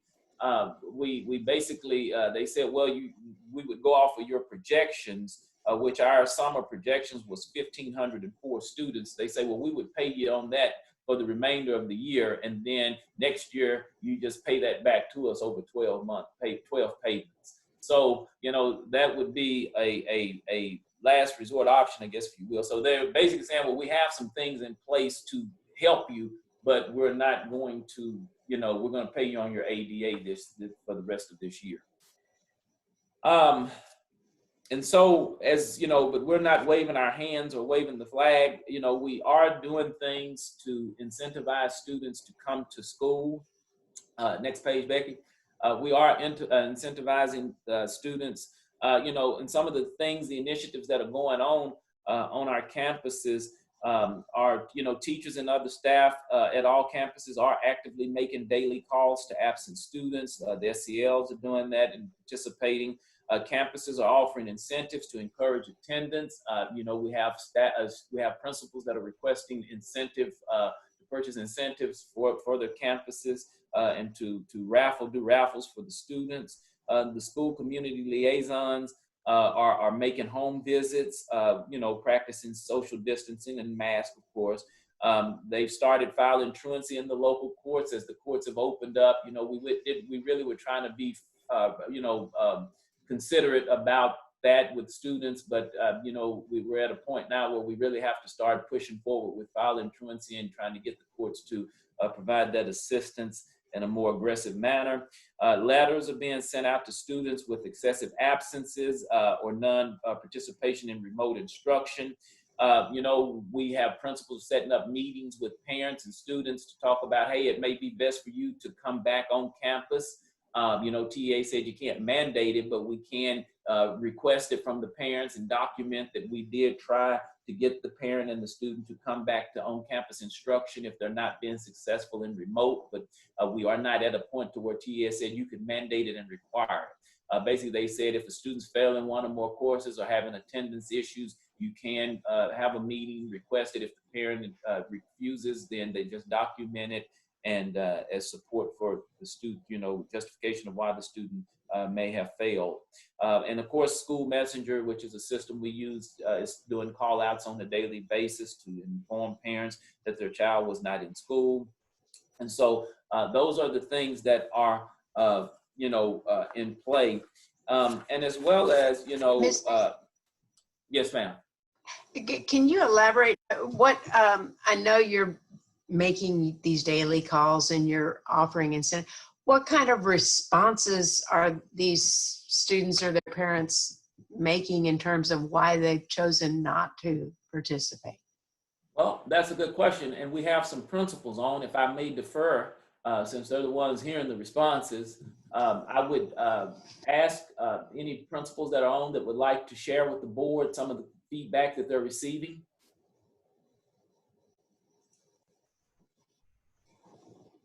This is Miss Jansen. Could I speak? Yes, please. I'm Mary Jansen, the Odessa principal. Our SEL actually and our IC made home visits yesterday. And a lot of what we're hearing from the parents is, I thought my student was working because he's sitting in front of the laptop all day long, but the parents aren't paying attention to what the student is actually doing. They are, the kids can be on there. And so then we print off or we walk them through how to see if a student is truly working on their Edgenuity course or if they're just sitting there, because it will give the parents, you know, a report that says this student has been logged on for 3 hours, but he's had 2.5 hours of idle time. And so some of that, we get that a lot from the parents of the students who are doing remote. We do have more students involved this 9 weeks so far because of the calls that we've been making. And I tell you, my SEL and my admin secretary last week got very serious with a whole lot of parents, especially the parents of the students who are working remotely. And I understand that they're scared, they don't want to send their student to school. But at some point we have to think about what's best for the student and whether they're going to be successful or not. The incentives, the kids enjoy having the incentives. On our campus, we're trying to make school as much as what it used to be for the kids who are actually coming to school so that they want to be in school. But like you, the question you had asked was, what are some of the responses? Most of it is 90% of our responses are, I thought my student was working because I see them in front of the computer all day. And so we're trying to encourage them. We're trying to teach them, this is what you need to be looking for. And your student can show you his grade and he can show you his progress and everything that he's done.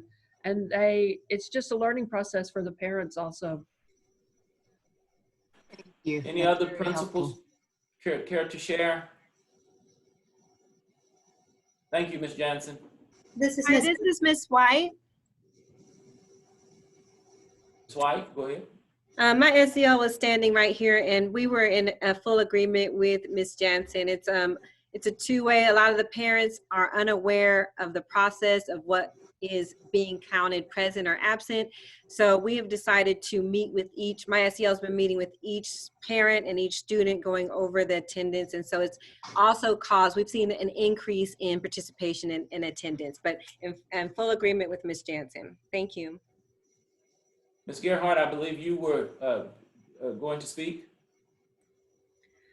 Yes, we're hearing very similar results for the other campuses here in Amarillo. The one difference, other thing that we are hearing and finding a lot, especially with our older kids, is many of them have gone to work full time and or taken on extra jobs to help support their families. We are employing our SCL to kind of reach out to those families and see if we could help provide them with maybe community resources that might take some of the burden off of the student to have to help support the families. Thank you. And as I said, Ms. Bender, did you have any other questions for the? No, and I'd like to thank all of these principals for giving us that update. That's very useful information. And thank as you I for your said, hard work and trying to get the attendance up. And as I said, through my conversation with Dr. Ponce from Khan Academy yesterday, we're consistent with where they are. They have about 5,000 enrolled, and he says they're at mid 60%. So so we're consistent in where they are. And I don't really know what the ISDs where they are falling. All I can gauge is where my daughter goes to high school, and I know that she says that the participation and attendance is low as well. And so I don't know about all the traditionals. That's where we are as far as attendance and enrollment wise. We're still recruiting. Principals are still building relationships, working with the local schools. They are working with local counselors, mostly of the high schools in the areas they're in.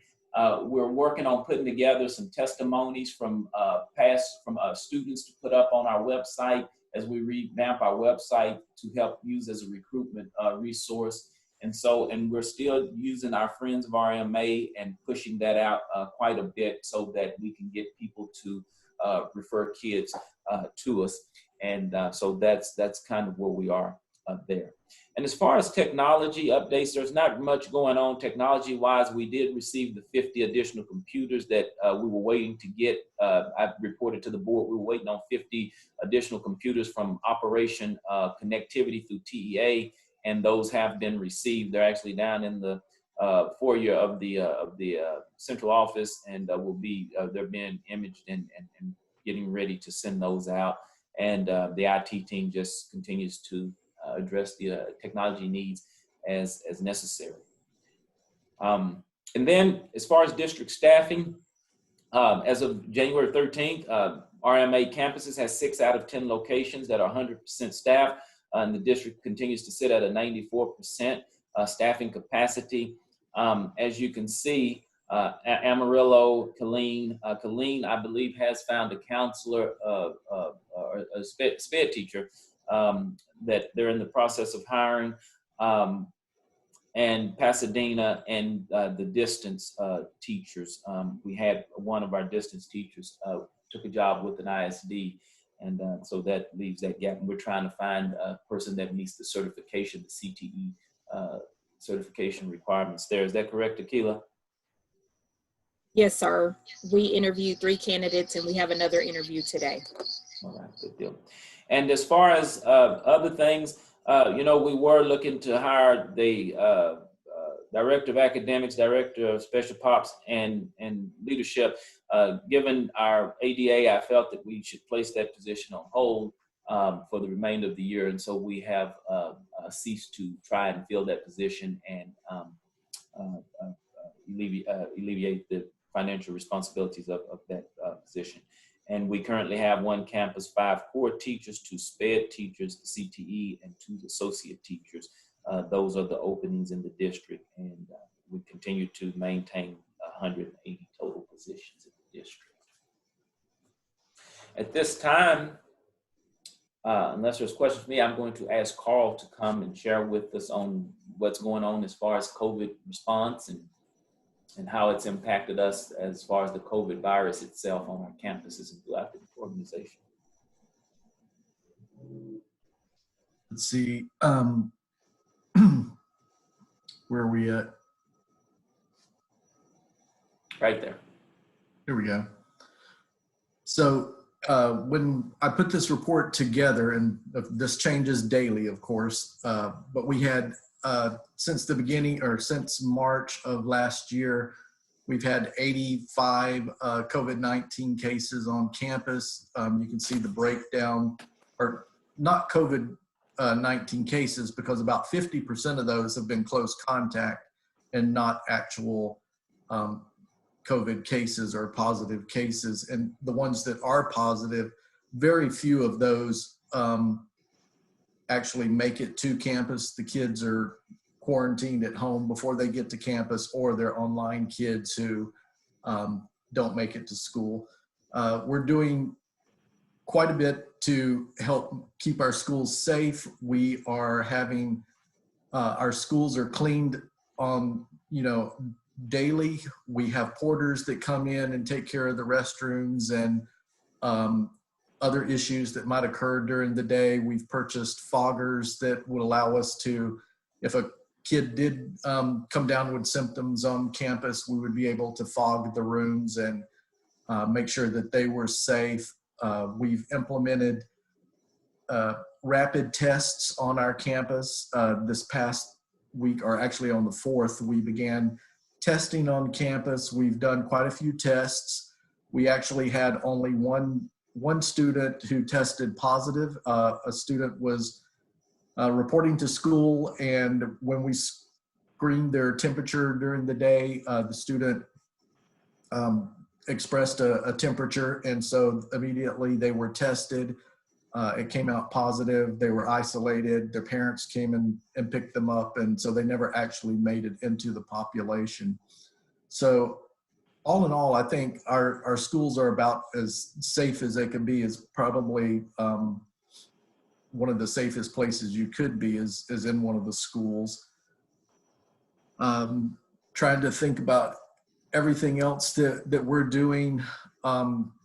The COVID-19 really puts a big strain on facilities. It affects everything from technology to facilities maintenance and management. I know Amy and Rhett and myself are really inundated with this on a regular basis.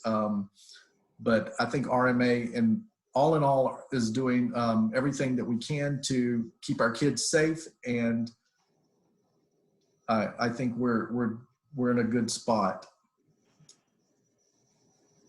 Any questions? Are you going to touch on your chart? I can. Let's see.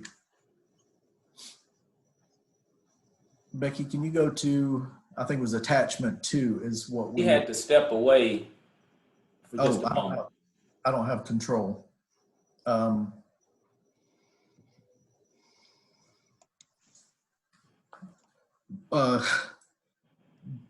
Let me see if I can. Earl, it still shows you as a co-host. Okay, let me see if I can pull it up real quick. I think she just came back. Oh, Becky, are you there? Yes, attachment 2. So with attachment 2, you can see around the state, and this was, we pulled this probably at the end of last week, so it may have even changed since then. But as you can see, a lot of the areas that we're in are in the critical and severe levels. Only a few, Corpus and Midland, were rated as steady, but considering how severe the cases are in our locations, I think RMA is doing very well. We've had 0 on-campus spreads, so that's a very positive thing. So we're encouraged by that, and we are, like always, we're prepared to go virtual at any time if we have to. And I think that's it, Mr. Anderson. Thank you. Any questions from the board? Does the board have any questions about what was reported? And of course, you will hear when Tammy gives her presentation for the November financials, the impact of the ADA is having on the district. Are there any questions for All or I? Okay. Then Ms. Bender, that concludes my report. Thank you, Mr. Anderson, and thank you, Carl. The next item, information item, is the November year-to-date financials, which will be presented by Tammy Padilla. Good afternoon. Before I go into my presentation, I'd just like to say that RMA is a financially stable and sound organization. We just reviewed our annual audit. We had a surplus of $1.3 million, and now we have a net asset balance of $9.2 million, which shows that we are a financially sound organization. Unfortunately, we are in the middle of a pandemic, as everybody has touched on. It has been difficult for people, and it's been difficult for all organizations. This year, the financial implications on schools has been felt across the state. All schools are looking to TEA and the commissioner for advice. We know that school leaders are communicating with TEA that we are struggling, and we hope that there will be some advice from the commissioner soon. Our MARD has spoken to different charter schools this week and communicated with me that everybody is feeling this strain. I also have Karen Emery on the board meeting with us today. Karen Emery is the financial director for Charter School Success, who helps us with our back office support.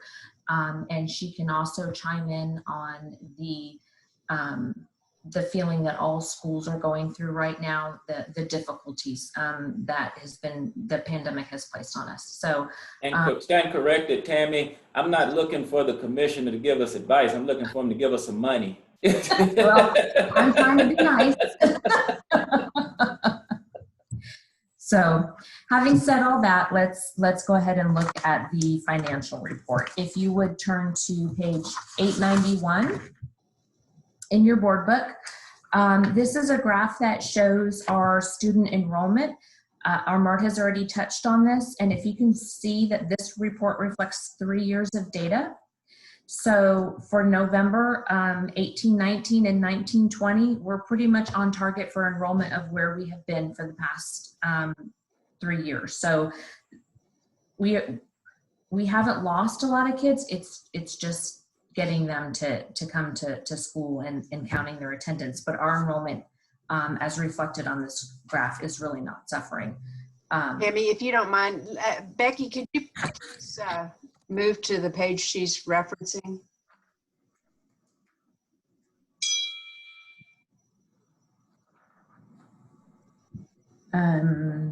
That's 891. That is, if you look in the November column, you will see 18, 19, 19, 20, and 2021 reflected in that column for those years to show that our enrollment has remained consistent for this time of the year.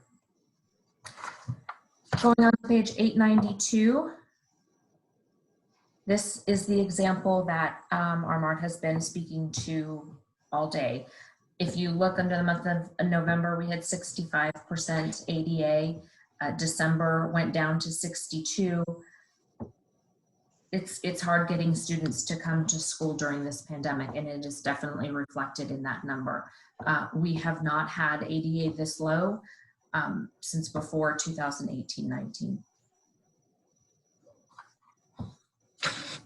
If you can go ahead and go to page 893. This is where we can feel that effect of that 62% ADA. In the month of November, this represents 68 days of instruction out of the 176 days on the calendar. That is where we are in the year for November. We are recording $14.6 million of state revenue. We had budgeted $18.12 million for state revenue. State revenue is, of course, our attendance. That's where that money comes from. Go ahead, Omar. And Tammy, that also includes that hold harmless that wasn't paid, right? Hold harmless, as Armand indicated, our hold harmless ADA is 1,427 students.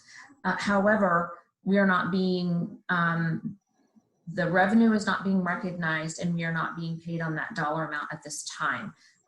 So the 14.6 represents 1,232 students, which I will show you on one of the later slides.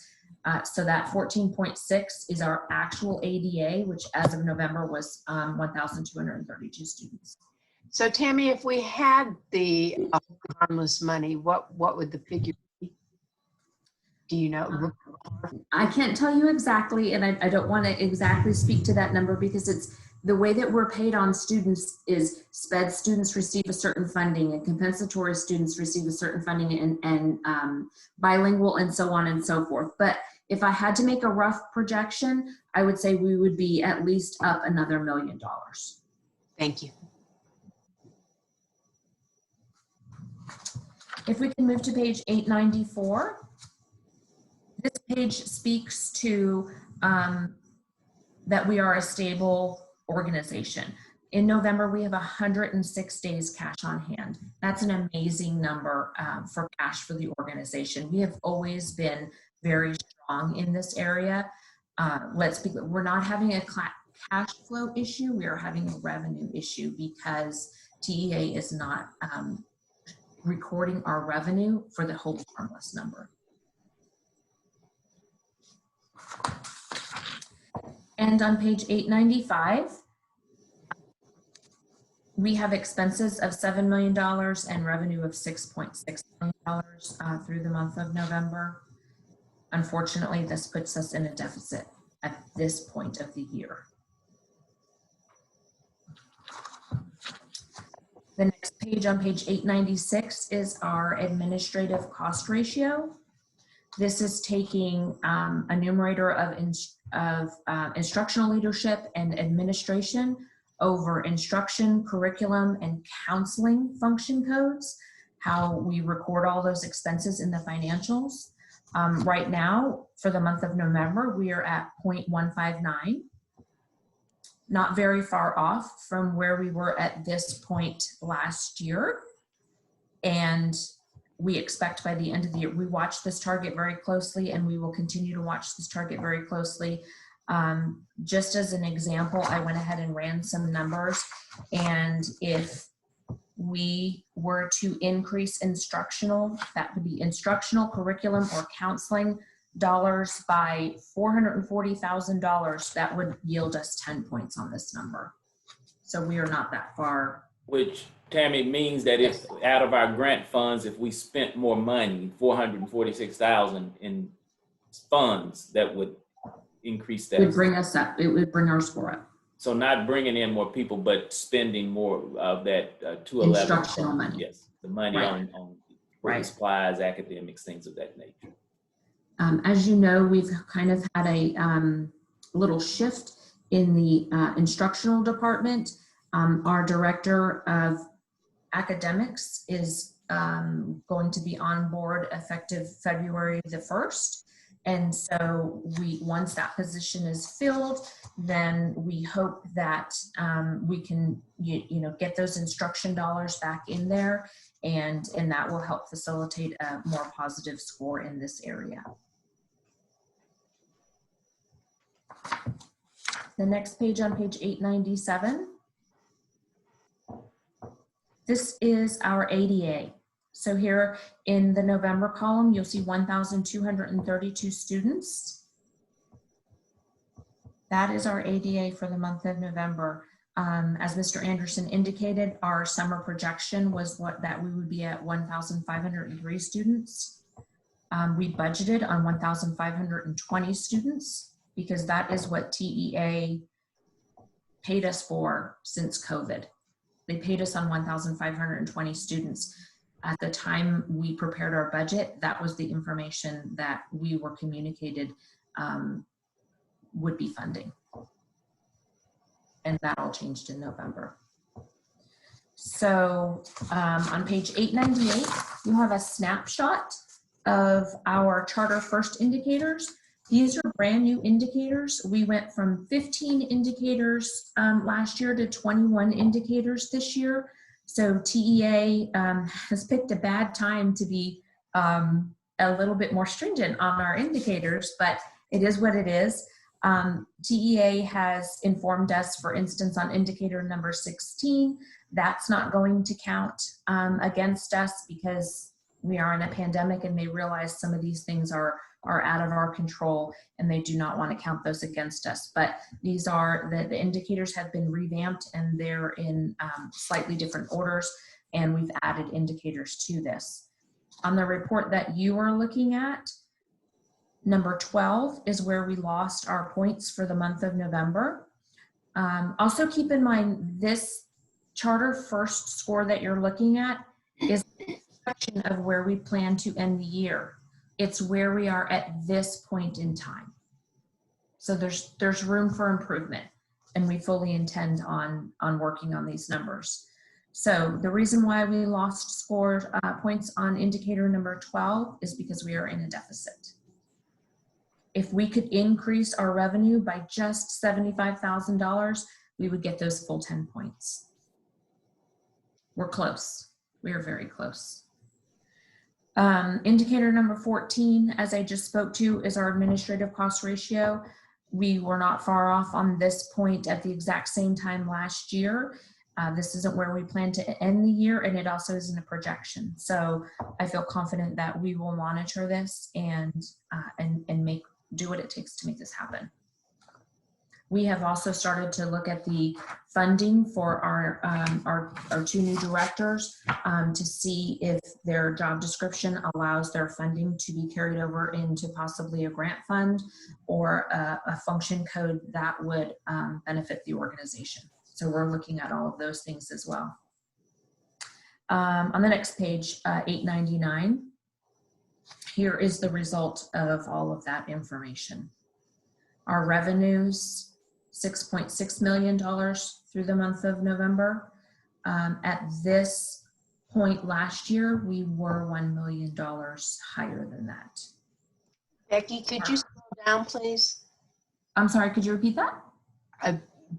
She got it. Oh, okay. And Ms. Bender, just so you know, Becky had to leave, and so we have Amy who is operating the slides. Thank you, Amy. Thank you, Amy.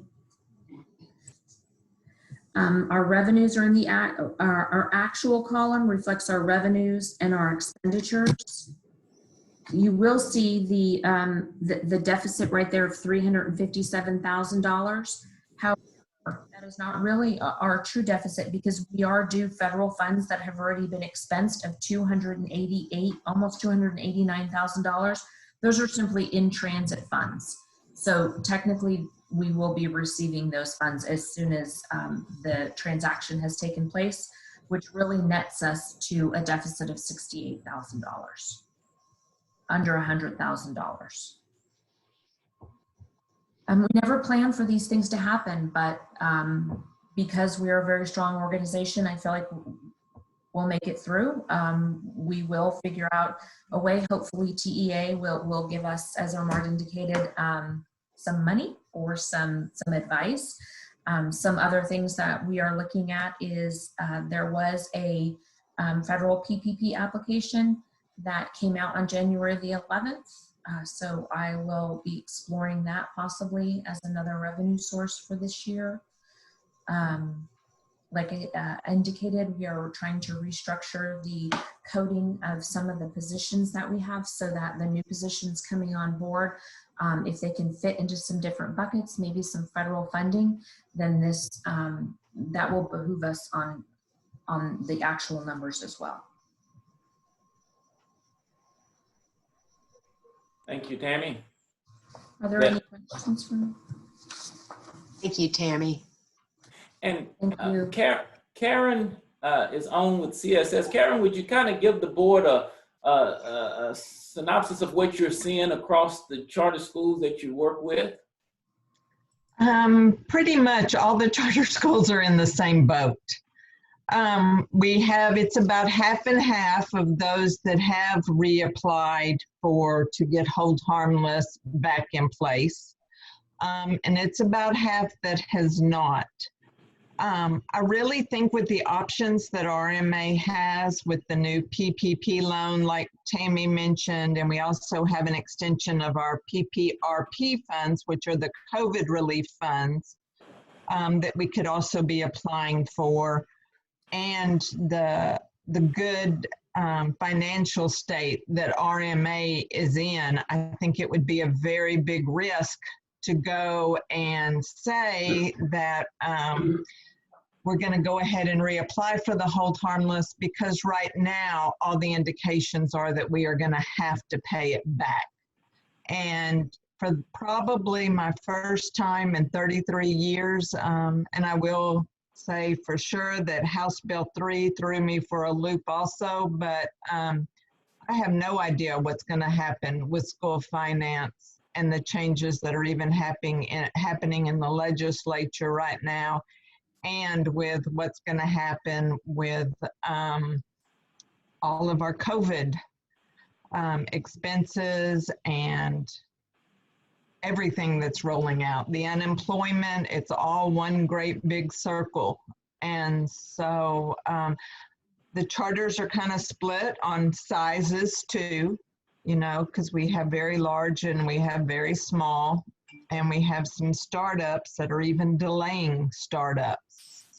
So, but I think that RMA is headed in the right direction, and Tammy and I have almost daily calls to discuss what's new and what's changing every hour. So I feel really good that her and Ahmad are on top of everything. If that changes though, we will discuss some differences. Like Ahmad says, we get lots of advice from the commissioner right now on what to do, but nothing about how money will be handled. So we did not apply for the PPP loans the first time, and I think that that would be a very good avenue for us to look at now.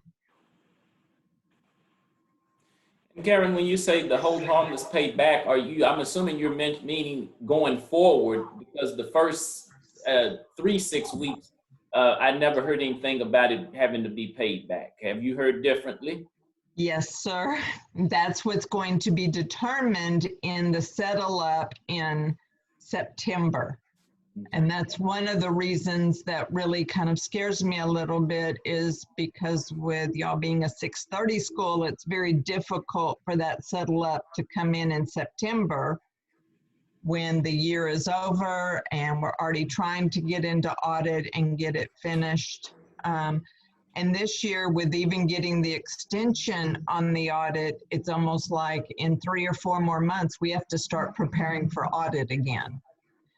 And so I do believe that that settle up for the hold harmless for those first 3-6 weeks is going to come in September with everything we've received from TEA. And I most definitely think that if you try to get a waiver and get back into hold harmless, you're going to owe it all back.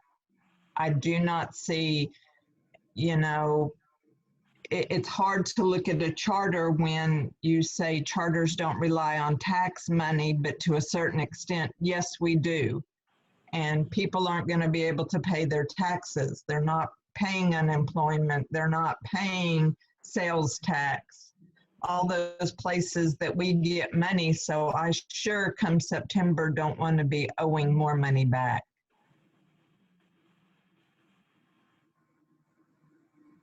Thank you, Karen. Thank you all very much. And the good news is, next. Yeah, there is help out there. And that is one of the reasons that Tammy and I have talked and run all this by Ahmad about, you know, we would rather get a hold of the money they're offering now than wait a little bit further down the line, because at some point I really think that that money's going to dry up. And I would at least rather have it in our bank account and them say, oh, well, you need to pay this amount back. But at least we've got it, or we've had some chance at it. Thank you, Karen. Thank you. Thank you, Tammy. Ms. Bender, I yield back to you. Thank you very much. And thank you, ladies, both. You've given us some very valuable information, and we appreciate the hard work you're putting in on this.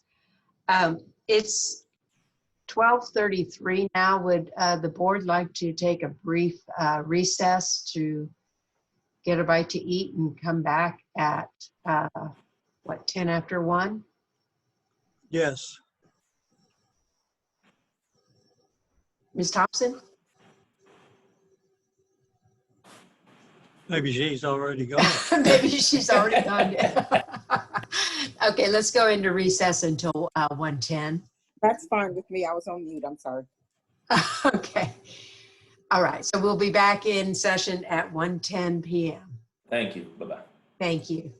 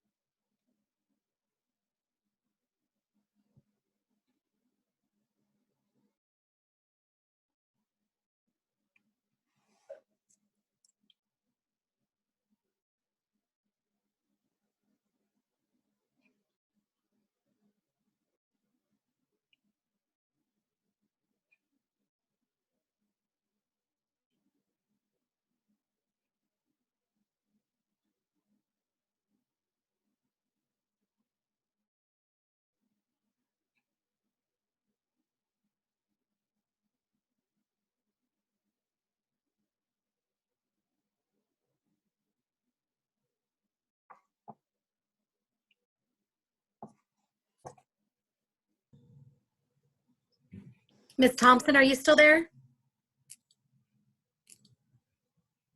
Yes. Just wanted to let you know that you're not muted. Okay.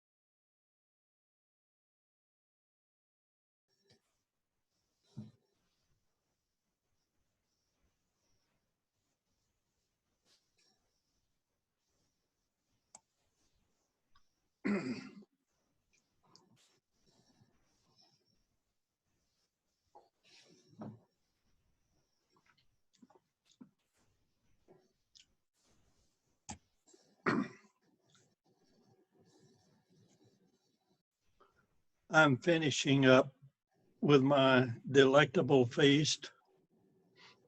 Yum. Just name one item on your feast. The Fat Rabbit Green Riot Verde.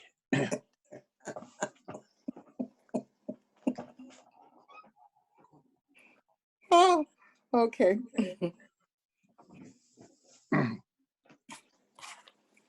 Good stuff.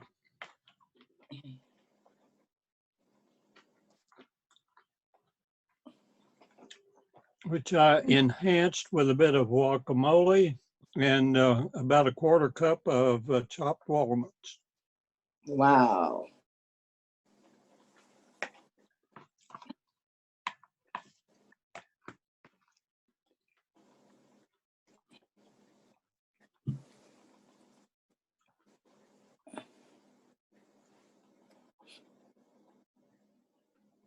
I wish I could show you my homemade soup. Can you see that? Almost. Tell me what it looked like. Stew. That's my homemade vegetable soup, really. Boy, I wish I had that. I'd put some cornbread with it. I'm telling you, you go to town. Betsy. Oh, she's on mute. That's my soup. Mm. She can't see it.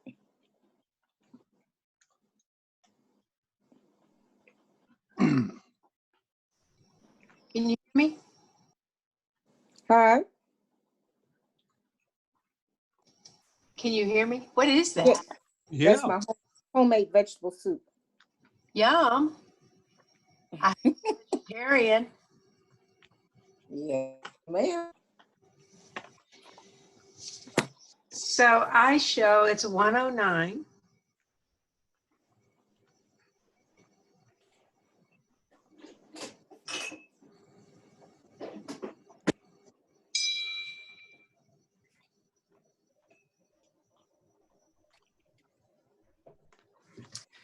And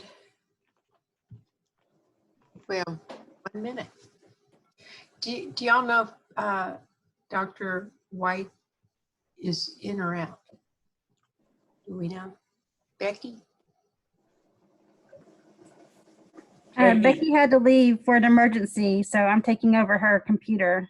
This is Amy. Oh, Amy. Hi, Amy. Do you know if Dr. White is here or no? I do not see him listed. Okay. I'll call him, Miss Bender, if you'd like. Well, I know he was on the phone at one point, so maybe he had some sort of an emergency. But yeah, why don't you go ahead and contact him? Okay. It's 1:10, so we shall go back into session if everyone is ready. I'm ready. The next item on the agenda is facilities update by Mr. Carl Tanton. Hello, how are you guys doing? Great. Let's see, I'll get started then. Amy, if you want to go to the slideshow, and we'll start right here. So first we'll talk about the Midland lease, and we'll talk about what updates have been made or what progress has been made since our last board meeting. So since our last board meeting, just a reminder, our current Midland lease expires on 7/31/2021.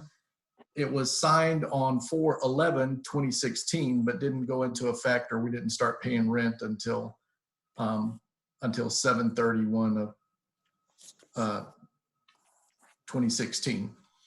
So with that, we have identified a location that we like in Midland for a relocation of our existing campus. We're talking with the church there, Alamo Heights Baptist Church, about the possibility of leasing for 3 years and then doing a purchase at the end of that term. And we're currently. We have the option to purchase. We're not saying that we're going to purchase it. We've asked for a 3-year lease with the option after that to purchase it. That's correct. And so we're currently working with the church to prepare a letter of intent.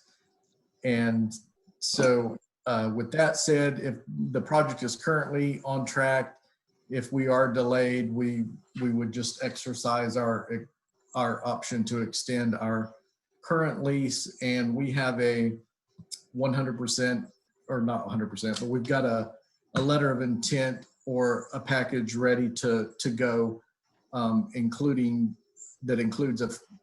finishing out some additional space at our existing location should we need to do that. Amy, can you go to the next page? Carl, which attorney are you using to assist you in the process? We have not used an attorney at this point. Right now, it's still with our broker, which is Insight EFS. That's Insight Education Facilities Services, and so we have not gone with an attorney at this point. Okay, thank you. Okay. And just to show you how things are looking on the ground in Midland, at the center of the circle is our current location, which is indicated by a yellow dot there. And all of the little people that are dotted around the map are the current addresses of our students who are enrolled at the moment. And the new location, or the proposed location, which would be on the northwest side of Midland, as you can see, kind of lands right in the middle of where the bulk of our students come from. And Amy, if you'll go to the next slide.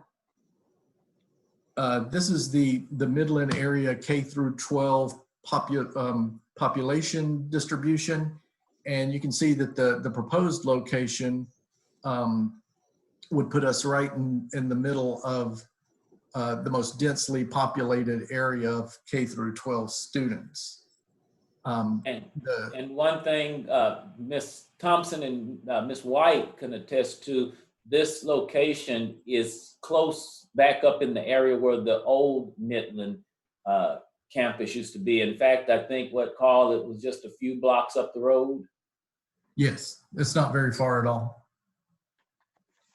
And it's between 3 and 5 miles from our existing location. So it would be, approximately a 10-minute drive, but it would be placed in a location where the bulk of our students are already located. So you want to go to the next slide, Amy? So the next few slides will be some photos of this actual location. If you're looking at this is from across the road, looking at the church. This slide is some closer up views of the outside facade. Go ahead to the next one, Amy.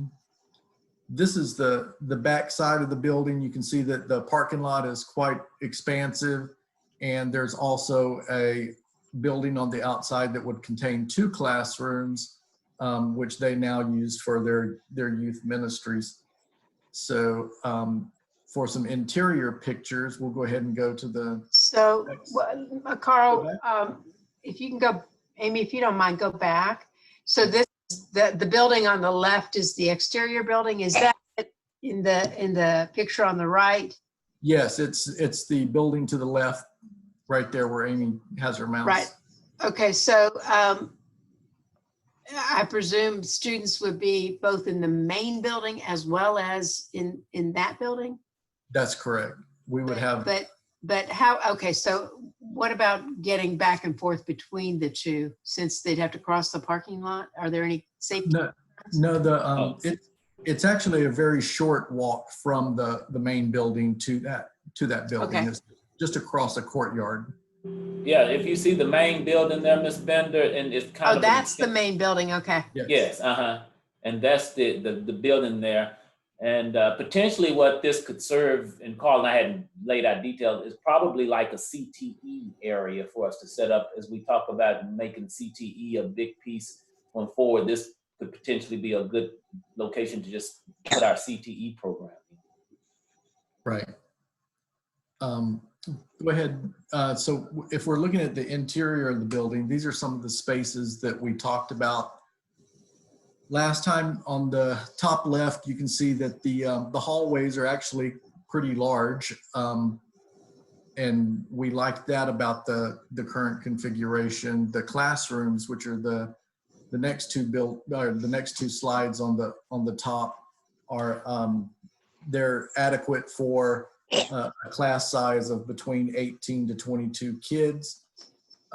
If you look on the bottom left, this is what their sanctuary looks like, that we would not have access to initially, but if we were to continue with a purchase, that could become an auditorium at some time in the future.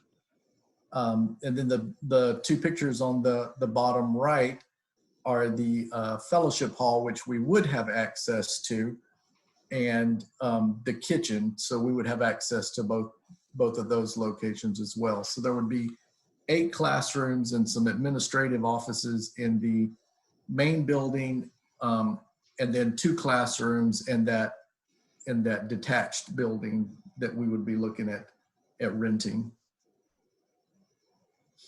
And it's ADA compliant? So we would have to, there is work that would have to be done on the restrooms. The building itself is, the rest of the building would be ADA compliant. We would still need to engage an architect because we would have to make sure that we got through the fire marshals. You know, we'd have to jump through those hoops to make sure that everything was satisfactory for COO with an E designation. Okay. And foosball table come with it? You know, I could probably work that into the deal. Carl, did we get any pictures of the office space? I do have some pictures of the office space. I did not include them in this presentation. They're kind of a typical, you know, 10 by 10 office, or one or two of them were a little bit larger than that. But I can forward those to you if you'd like. I'll send you the whole deck actually, so you can take a look around, because I have I think it was about 75 of them total. So that's our update on the Midland lease. Amy, you want to go to the next slide? I'll give you an update on our Killeen property. So we're working with Michael Grimes, who's working with TEA, and Ryan Henry's office. Ryan Henry is the attorney for the former Transformative Academies. And so we have circulated a warranty deed to all of the parties involved, and Ryan Henry has accepted the deed that would be used to transfer the property. Christian Lewis from Lawyers Title has accepted, and as of 3 o'clock yesterday, Tracy Guerrera with TEA has accepted the transfer as well. So with that said, the warranty deed has begun making the rounds and will be signed off by all of the parties involved, including Ms. Bender. It will be coming to you at some point. And as soon as we get the warranty deed signed off, the title company will be setting up an electronic transfer, and we will cut TEA a check for $5,000, and we will accept 2 pieces of property in Killeen. So I think now it's just a matter of executing the documents. We have all of the parties involved have agreed to the purchase and the transfer. So that project is currently on track. There are really no time constraints, but depending on how fast things move with Transformative and TEA, we could have this thing wrapped up by the end of the month. Next slide, Amy. There was just I did include at the end of the presentation, there's the complete warranty deed if you wanted to see that, Ms. Bender. So that is in there. I just put an image of it here so you can see that it's already underway. And then just before Christmas, the 16th, 17th, and 18th, Mr. Anderson and myself took a trip to Fort Worth where we went and visited quite a few pieces of property. And the three most promising pieces of property in the Fort Worth area that we felt was for our current location. There is a costume shop that is right next door to us in the same building. That business has been hit hard by COVID and they're looking to get out of their lease. So they are very interested in letting us have that additional space, which would bring us up to 18,000 square foot at that location. So with that, I feel that that location would be probably the quickest and most inexpensive relocation for some additional central office space, as well as some additional classroom spaces for our existing campus there. And renovation would have to be done. It's about 10,000 square foot, and it's mostly just finish out. It's, you know, the structure of the building is already there, restrooms are already there.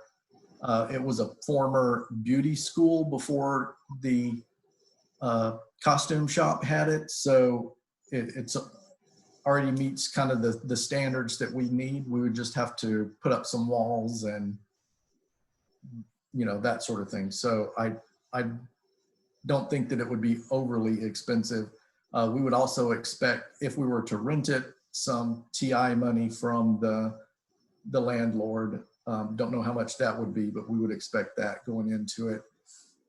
We've also inquired about just the possibility of them, since we would have the whole entire building, if there was a possibility they'd be interested in selling the building to us. So we've just put that out there as a, you know, for an inquiry. There's some actually all of these facilities come with lease options. The current building, the Cherry Tree, and the 7300, I know it says purchase, but all of them we have an option to lease. That's one of the things that I really try and promote, and Carl and I both, is that we have the option to lease, the right to lease it, and if we should decide 2 or 3 years later we want to buy it, we have the option on all of these actual properties here. Right. Cherry Tree Plaza is some retail space within 2 miles of our current location that would make a great office space. They would be able to provide the amount of square footage that we needed, and there would be some finish out cost involved with that. What made that enticing was that the landlord was willing to put in some TI money, and also the city was willing to put in some money as well to help redevelop that area of town. What did you mean by TI money? Tenant improvement. Okay. Tenant improvement money. Sorry about that. And then another location that we found, very similar to what we were looking at in Midland. It is a church building that is off of the South Freeway in Fort Worth, Texas. And that building, if we chose to purchase it, that would be the most extensive renovations. That would probably be more like a Corpus Christi or Pasadena project. It would require quite a bit of renovations. And as Armand said, we would also be interested in perhaps leasing that space However, I'm not sure that the church would be able to afford any tenant improvement money, so we would be looking at the total cost of a renovation there all to ourselves. However, if we're thinking long-term for this project, our lease isn't up until 2023 in Fort Worth, but it might be a really good idea to start considering a relocation of that campus, in which case this 7300 South Freeway is an ideal option to perhaps purchase just the property now and look at a larger project for the future. So with that, Amy, if you'll go to the next slide. This is a heat map of the Fort Worth area, and the yellow tag there in the middle, that's our existing RMA location off of Camp Bowie, and the gray tag more to the south is the proposed 7300 site. And as you can see, the K through 12 population distribution is greater in the location of the 7300. So if we're looking at future development, I think that would be a better area to be in. One more slide, Amy. And on this one, this is K through 12 growth over the next 5 years. And you can see that the growth is actually kind of moving away from our existing location, while it would still be developing in this area around 7300 South Freeway. So those are some options that we've come up with.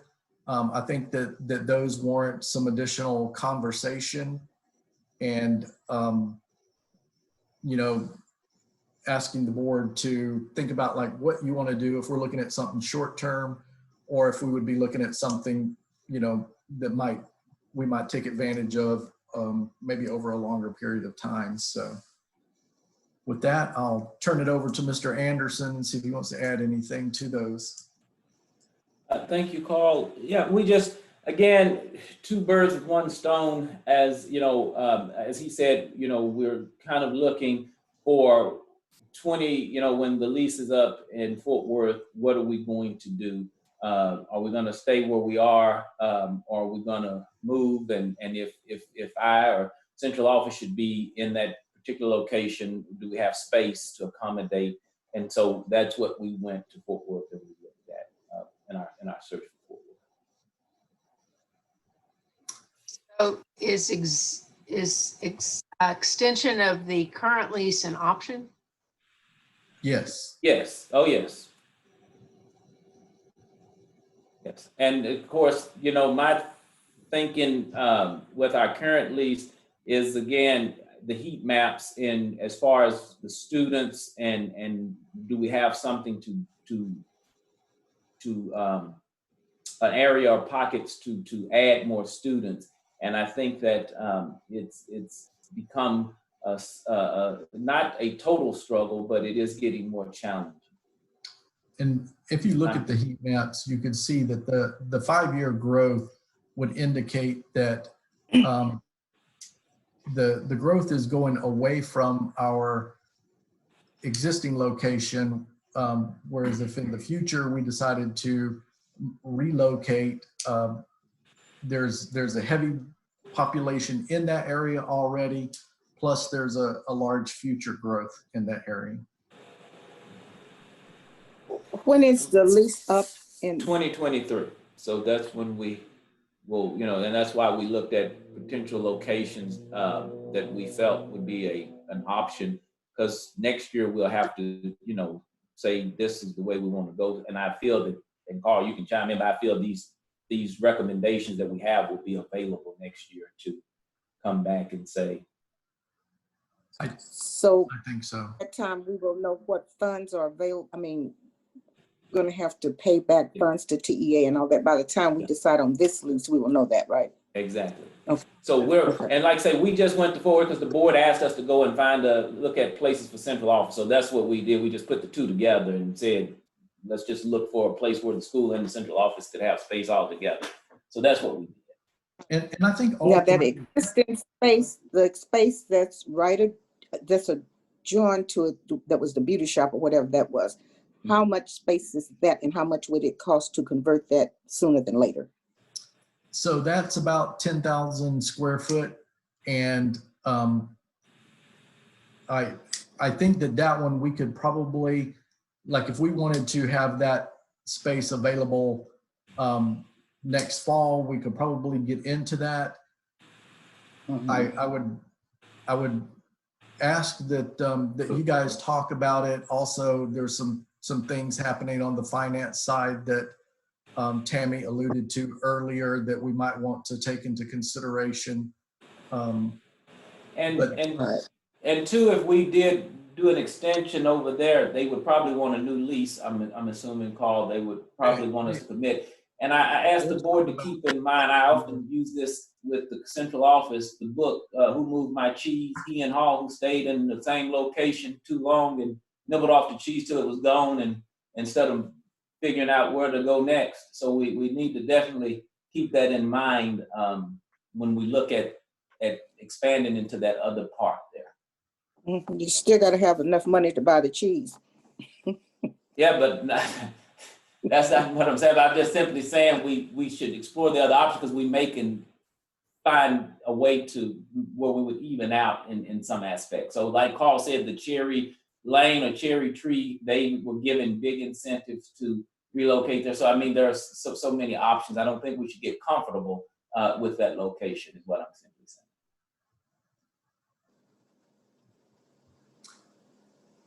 So those are the options we came up with for Fort Worth. I think those are very good options. And then of course the Midland option, we have a site identified that we could possibly move into and purchase later, as well as we've already kind of developed plans for expanding our existing locations. So we'll continue that development in Fort Worth as well. And Carl, would you talk about the savings at the Midland campus? Currently we're paying 23, and we would be getting down to around the 10, 11 a month figure. Right. So currently we're at 22,776 for our current location as is. And by moving to this new location, we would be dropping that down to about $10,500. However, there would be some upfront cost involved in making that relocation happen. But it shouldn't exceed, what did he say, about 50? No, it was, you're talking probably to the tune of 250,000 to paint, flooring. We'd have to put in our own network and those sorts of things. Oh yeah, no, the contractor was just talking about widening the doors and the restrooms, and I think that's yes. So some of that work, just the restroom work, we were talking about 50,000 on that. Other questions? You're muted, Ms. Thompson. Which of the two locations in Fort Worth do you think would be the better option? The one, the gray one, or the yellow one? You asking me, Linda, or who? You and Carl. Well, given the uncertainty this is my recommendation, given the uncertainty with the financing, I think we should continue with the lease that we have until we get closer to 2023. And if I was to go back to Fort Worth, there should be space in that building for me to house there. Once we know better in next year what things will look like, my recommendation would be to look for relocation. As I was saying about Ian Hall, the cheese, as you can see by the map, the growth and the density of population in that area is dwindling. And you know, there's not. I'm a big believer. You got to be where the pocket is. That makes it a lot easier to pull students.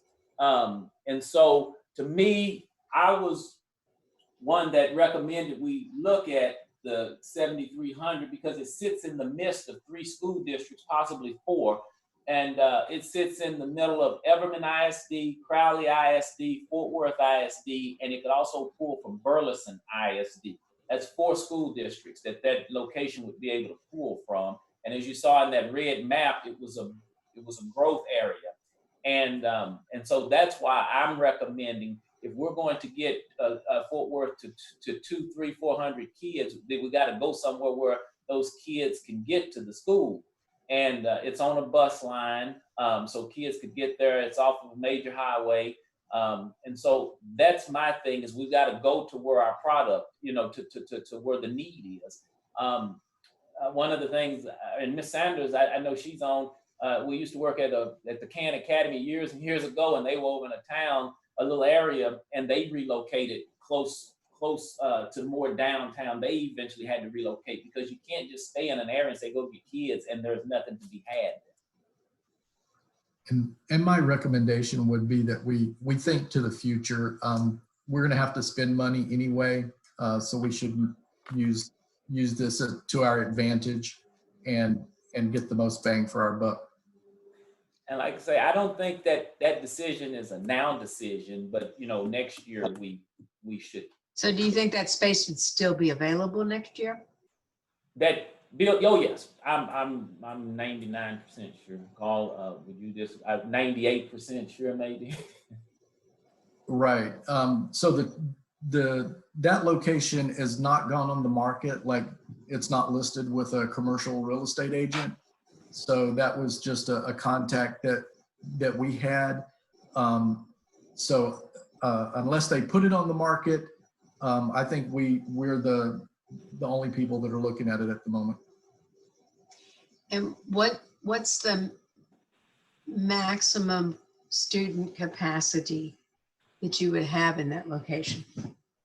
That building is 42,000 square feet.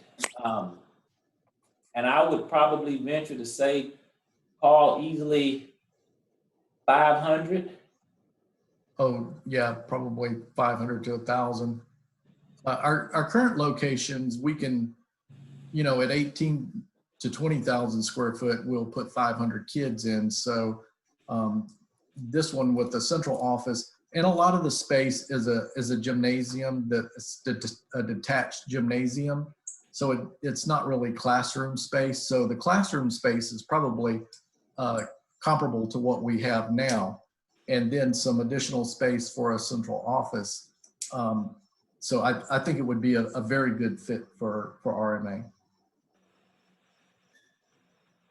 And we will continue to look at other locations as well to bring to the board. These aren't like the 3 definite, but we were just trying to comply with what we were asked in the time that we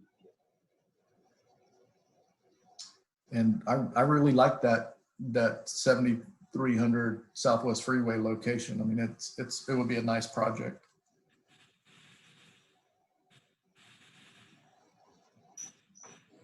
Are there any other questions? If not, then thank you. And we appreciate the work that you put into this, especially right before the Christmas holiday or the holiday season. Thank you. The next item on the agenda is foundation fundraising. And Mr. Anderson, do you want to introduce the presenter? Yes, thank you. You know, I've been looking at options. I often call state funds government assistance, so to speak. And I think that RMA we've become dependent on them. We're 100% dependent on state funds. And without them, that drives everything that we do. I mean, if the state cuts, we go into panic and we have to make cuts, you know, things of that nature. And so, you know, and so I had the opportunity through the Texas Charter School Association to meet Elias, who's going to come to us in just a moment and share with us the importance of fundraising from the boards, from it being the board's responsibility to it being the superintendent's responsibility, and that it's a collaborative effort, and how his work with other organizations, what he's seen over the years of them becoming less dependent on state funds. And even now, during this time of pandemic, there are organizations that are not feeling the pinch of the pandemic because of the work that the foundations have done. And the board, I've brought to you all the idea of a foundation, and Rhett is helping spearhead that. And Elias has also done some contributions as far as some ideas. And the big thing that he'll talk about too is having a product that makes people want to donate to your foundation or to your organization. And I really asked him to emphasize on the fact that right now, RMA doesn't have a product. And so we need to start investing in that as far as the CTE programs and the things that we do.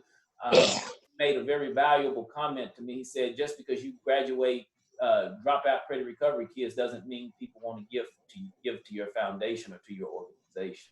So I've asked him to come and share with you all and just give you a little knowledge and insight on the importance of it. Elias, are you there? Yes, I'm here. Can you hear me and see me? Yes, it's all yours.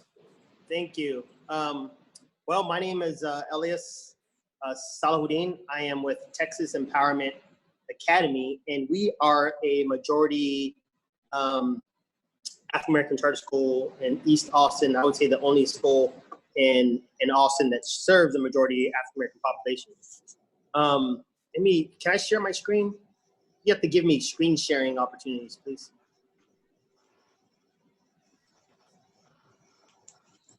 Amy, are you able to give him? If not, we have your presentation. I'm working on it. Give me 1 second. Sorry, it's not my computer. It's all good. Just let me know when I can do that. And we have your presentation up. Okay, cool. So they can see it. She can click when you just tell her you're ready for the next slide. All right. So yes, so that's my picture that I took not too long ago. I just got. I am the fundraiser of the year for Association Fundraising Professionals. That is a local, national, and international organization, and so it's really cool that this year I got that award. Like I said, I came to you guys through Armand at the Texas Charter School Association conference, and he heard about what I did, and so we've been talking about how I can help you guys. We go to the next slide. So the big question is, are you leaving money on the table? And I could probably say yes, and I believe y'all guys can say too. As Armand just mentioned that y'all are 100% federal and state funding. And so with that said, there are private funding, there's foundation funding, there's corporate funding, there's individual funding, there's government funding, international funding. There's so much money out there that not every charter school, what I've learned through my history of working with charter schools is not every charter school has a person like me on board. Not every charter school has an individual that understands the landscape of how to find private funding that helps offset some of your deficits that you may have. Not everyone understands that there's funding out there to support your ideas and your programming that allows you to be flexible and innovative and creative. And what better way to, as charter schools, what better way to go out? Most charter schools have an innovative model, and there's people out there that will gravitate towards your cause. I used to work for Khan Academy.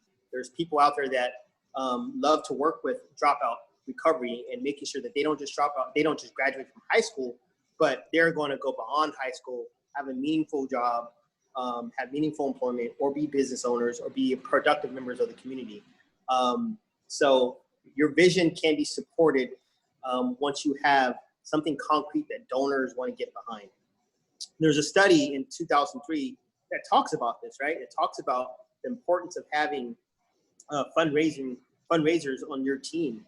And right now I'm working on a capital campaign with my school, and the bond advisors that we're working with, they give us examples of how to present to the investors. And one of the things I'm seeing is some of the examples that he's giving me from other charter schools that got bonds is one of the things in their questionnaire is like private funding. They say we are not taking advantage of private funding.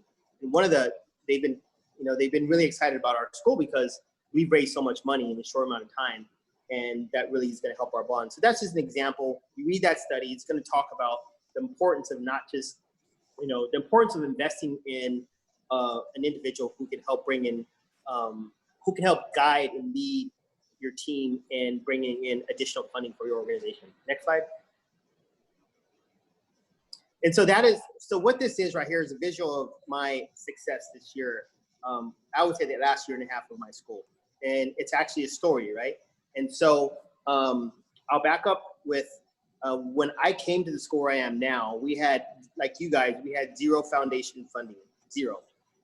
In about a year and a half, a little more of a year and a half, I grew our organization from zero foundation funding to about 15 foundations and $1.2 million in private funding, right? How did I do that? Obviously, I had the relationships. I live in Austin, Texas. And so obviously in most organizations, funding does not come in the first year. It literally takes a couple of years to receive that type of support, right? And so one of the biggest things they can see on there is the Michael and Susan Dell Foundation. That's a national organization, the Education Foundation of America, Austin Community Foundation, right? And you have Dell Technologies, right? Dell, the Dell Corporation. And so this is a picture of foundation funding. You have your individual donors over here. So there's individuals out there that love your mission, right? If they love your mission, most likely they have the capacity to give you individual contributions, and that's discretionary funding, right? You can do whatever you want with it in regards to your programming.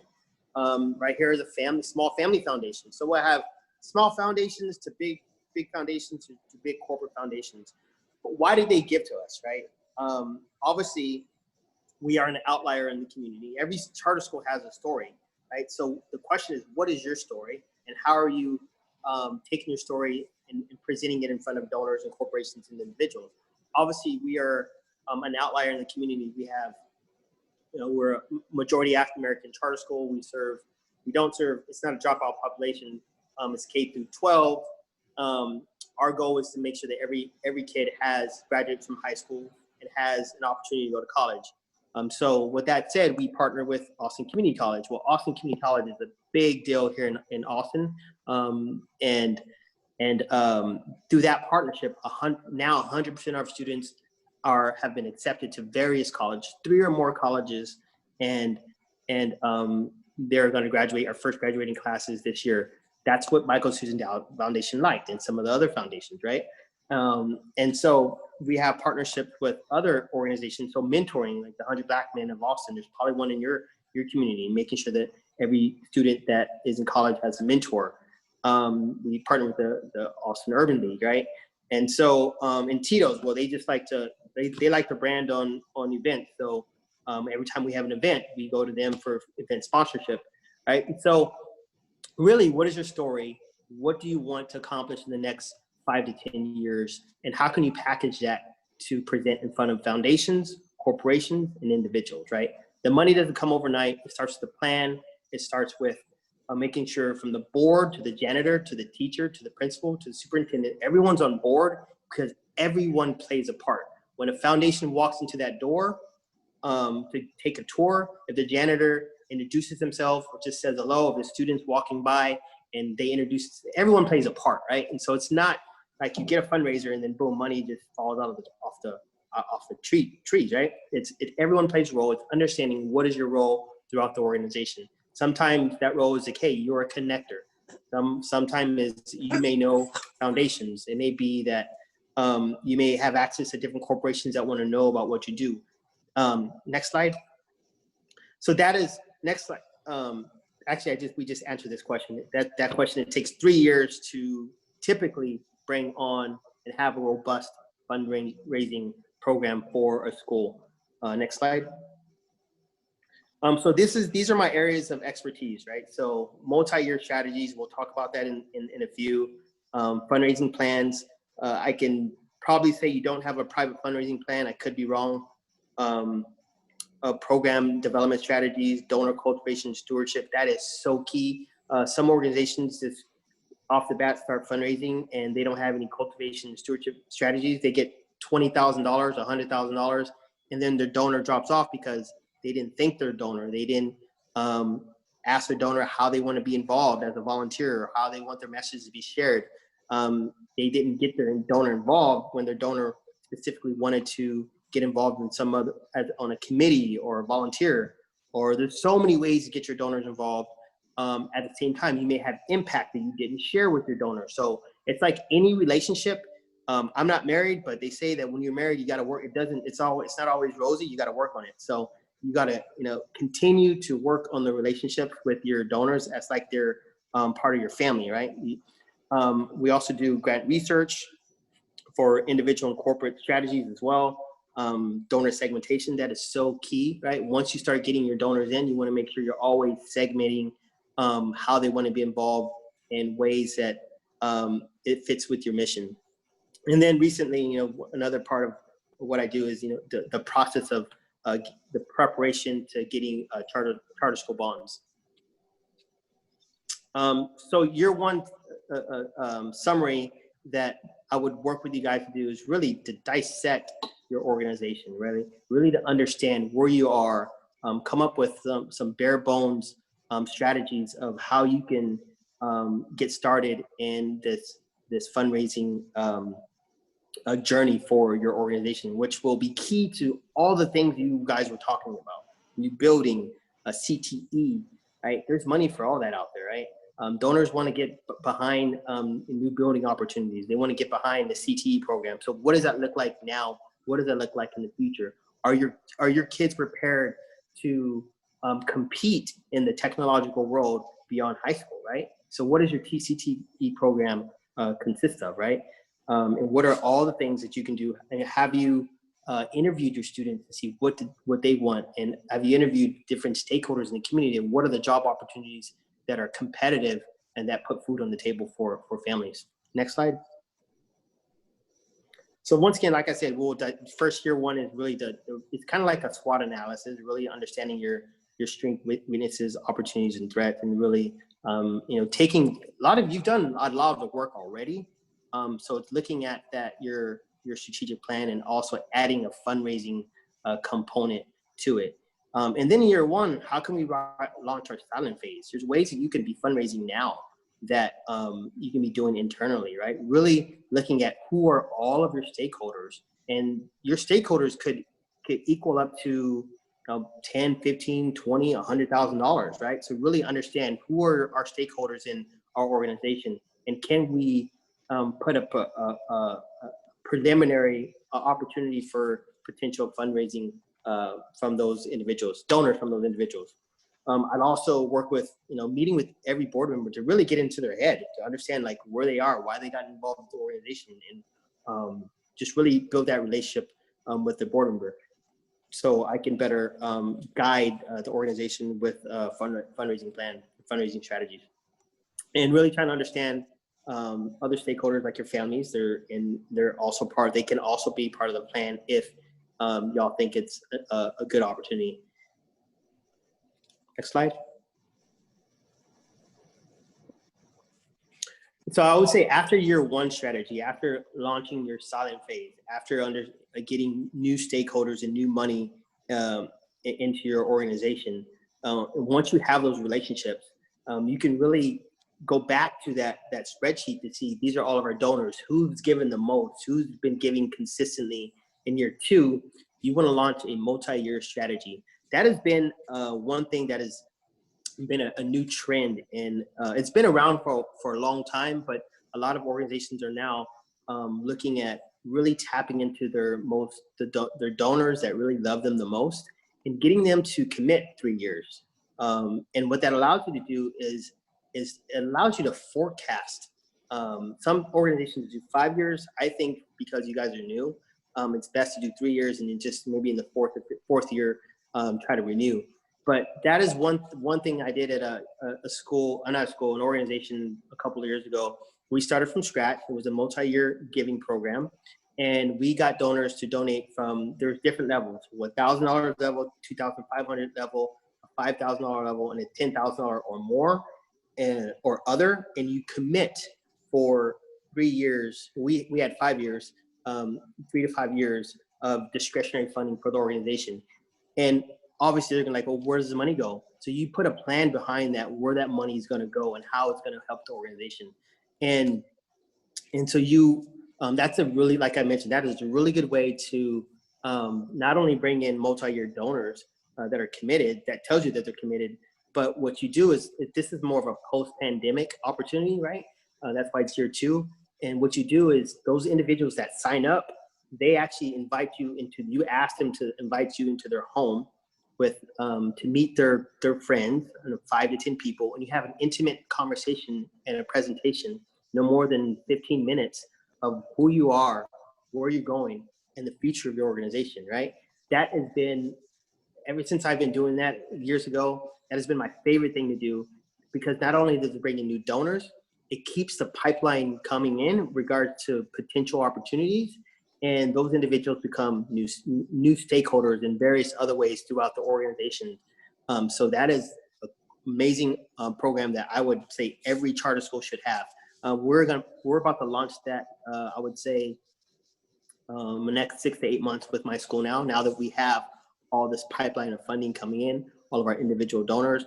I'm now going to pivot and ask some of our donors to make 3-year commitments, and post-pandemic invite us into their home to have, it's like some donors want to do tea and learn about your organization. They want to do happy hour in their home and learn about your organization. Some want to do lunch and learn about your organization.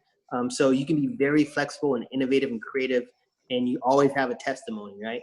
And what better way to have a school, have a kid that just graduated from your high school, has his CTE certificate, has gotten a job from a corporation that you partnered with, and what better way to use that opportunity to share that impact and to ask someone for a multi-year gift. Next slide. This is an example of one of the home gatherings that I've had. This was with the Make-A-Wish Foundation, right? You can see there's no more than 10 people in the house.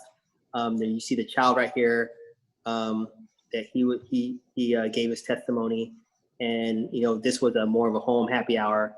And so what you do is you just like you forecast your funding. You have 10, say you have 10 individual donors that sign on to this multi-year giving strategy. Well, then you put a forecast of how many home gatherings you want to have for the year, right? So right here, for the sake of this presentation, I said I have 6 individuals, right? 6 home gatherings, and those can actually be kicked off by board members as well, right? Board members that you may have 5 friends that want to learn about your organization. What you don't do in these home gatherings is ask for money, right? Because it's kind of like when you're dating, you don't kiss on the first date, right? For this, it's like, you just, all you're doing is sharing your organization and what you do, and getting people excited. But what you do is you provide, at the end of your testimony, at the end of your presentation, you have options of ways that these individuals that are visiting your organization through this home gathering, ways for them to get involved with your organization. And year 2 will also create a stewardship matrix, right? What is it? A matrix of how to get every individual involved with your organization, right? Because once again, you want to keep that cultivation and stewardship going at all times. Next slide. Year 3 is, we've done, year 3 is the year that you go for major gifts, right? It's the year that you have all these relationships now, that you now have the ability to write grants for bigger grants, write applications for bigger grants, right? You have success that you can share. You have impact. You have new relationships.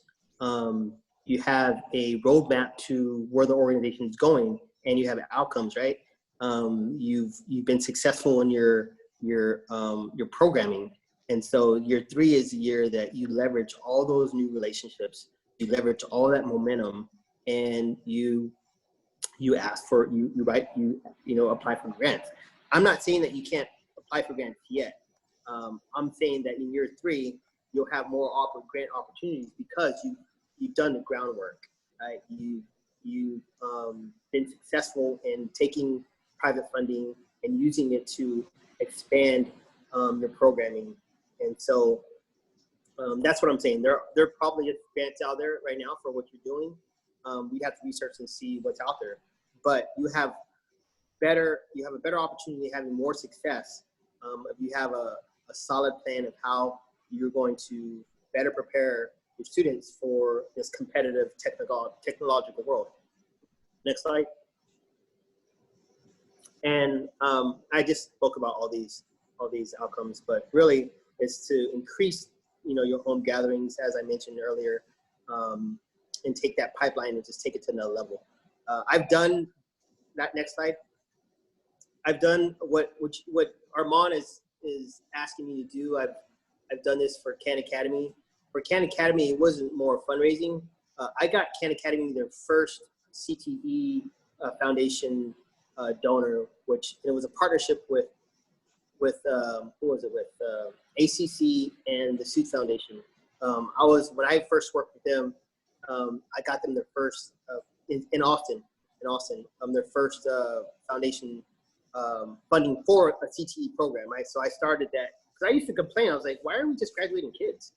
We can do more. And so I can proudly say I have that under my belt, and I love what Canada's doing now and how they've expanded to federal, not just federal, but foundation and corporate partnerships. And then where I am now, it's been, where I've been the most happiest because, like I said, I took this little school from 0 to $1.2 million in a year and a half, and we're just like riding the wave. And so we're about to break ground on a $15-20 million new facility, getting a bond soon, and purchasing land for $5.8 million.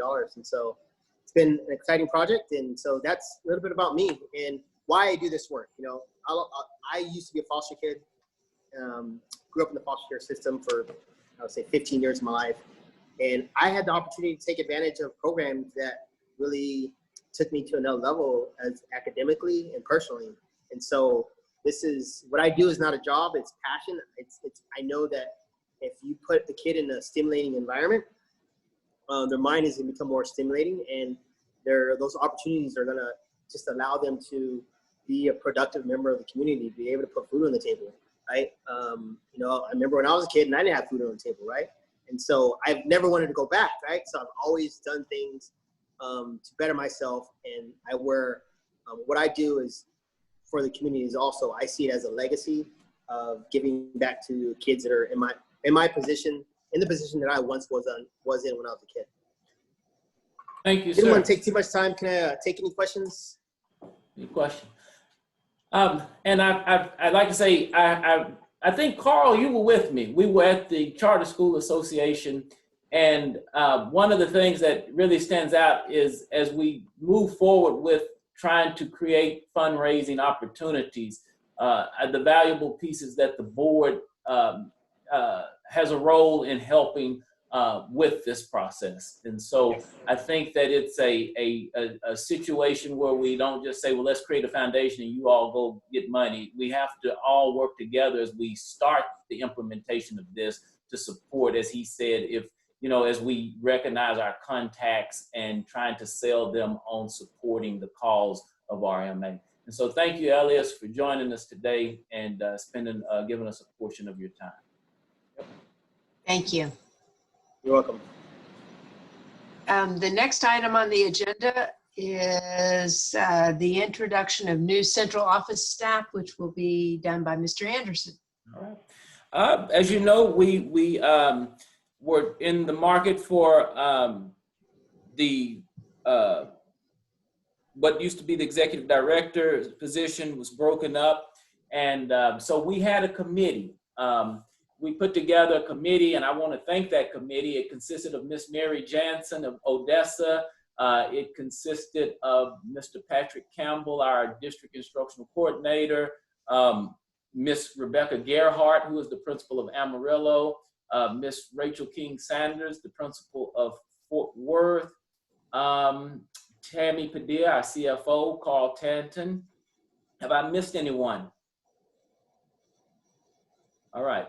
Well, they all made up the committee. We spent a tireless amount of time interviewing and having deliberations on the candidates for these positions. We had a nice response to in applicants. We had a very nice response throughout the state. And after we interviewed all of those candidates over a lengthy period of time, we were able to select the two candidates that I'm happy to introduce. One is an internal candidate that has been with us, and one is a new candidate. But the first person I want to introduce is our Director of Special Populations, who used to be our Special Programs Coordinator, and that's Mr. James Kirksey. Mr. Kirksey, you have anything you'd like to say? Mr. Kirksey, is he on? Okay, he may not be on. So we welcome him in the position of Special Populations. One last time, Mr. Kirksey. Okay. Then the second person that I'm glad to introduce today is going to be new to the organization and the Director of Academics. And this person really impressed the committee when she interviewed. She came with data that was phenomenal. She had researched the organization and had recommendations and had basically identified where we missed points from being our C campus being B campuses, our F campuses being C or D campuses. She had already analyzed all of that information and presented it in such a way that really was impressive, and she was very knowledgeable, and her experience as having been an interim principal, an assistant principal, a dean of instruction.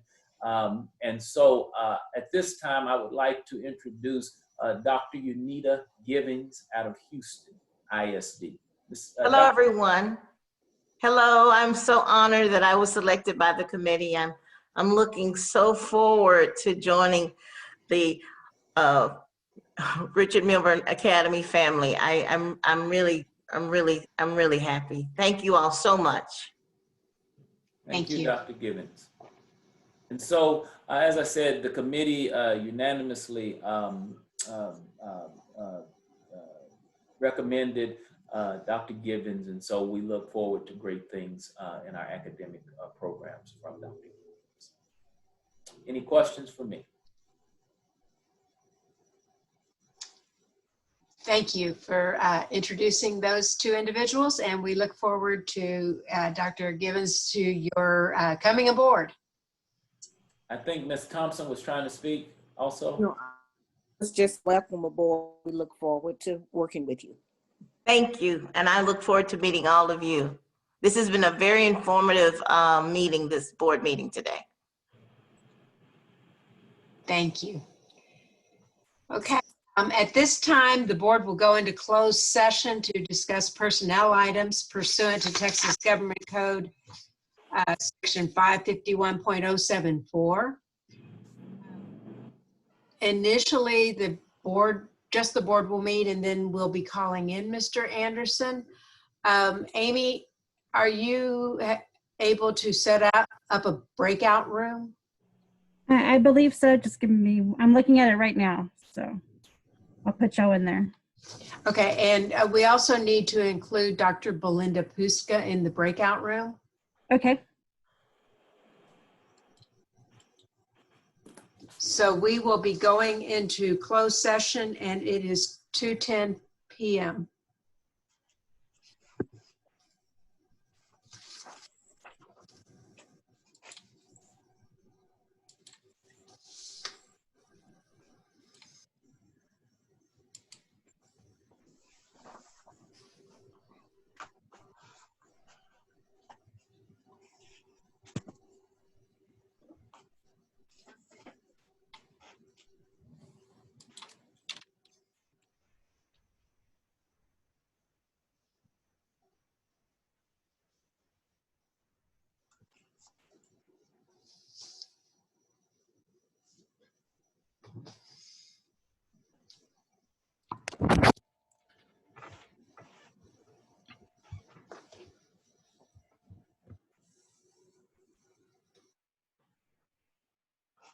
I see Ms.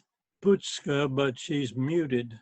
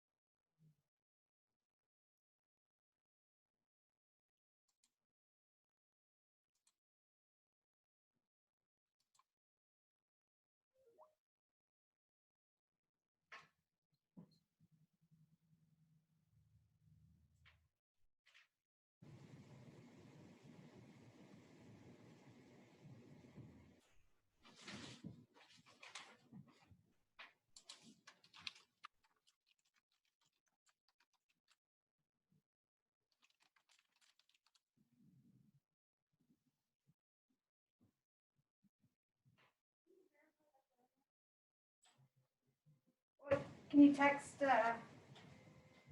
one of them? I don't have their numbers.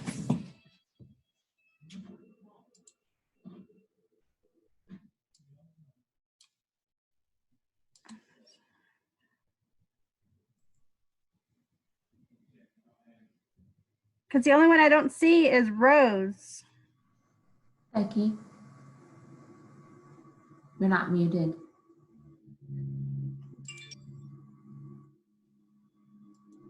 Oh, Amy. Sorry, it's me. I can't find this. So I'm like, why did I say Becky? I just wanted to let you know, just in case you're not muted. Yeah, there you go. Okay, thank you.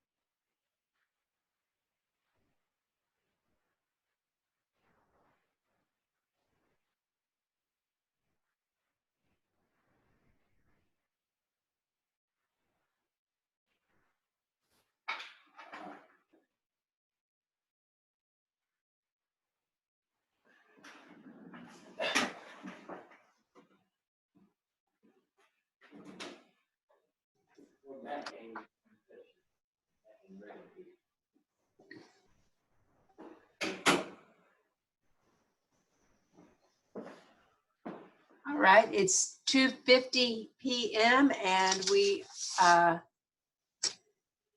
have finished closed session and are now back in open session.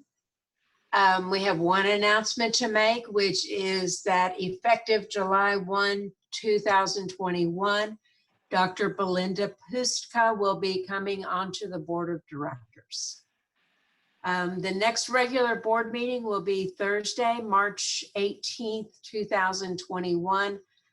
And we will meet virtually because at present, you know, the United States is recording 250,000 diagnosed cases of COVID-19. And, you know, we're at what, 9 million vaccinations. So it's my recommendation, and I assume Ernie and Rose, you have no objections to continuing to meet virtually for the foreseeable time.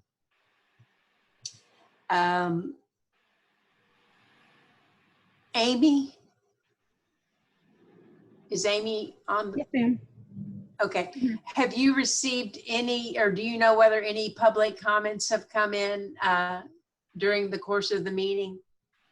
And those go to Becky, correct? Correct. Yes, they would go to her.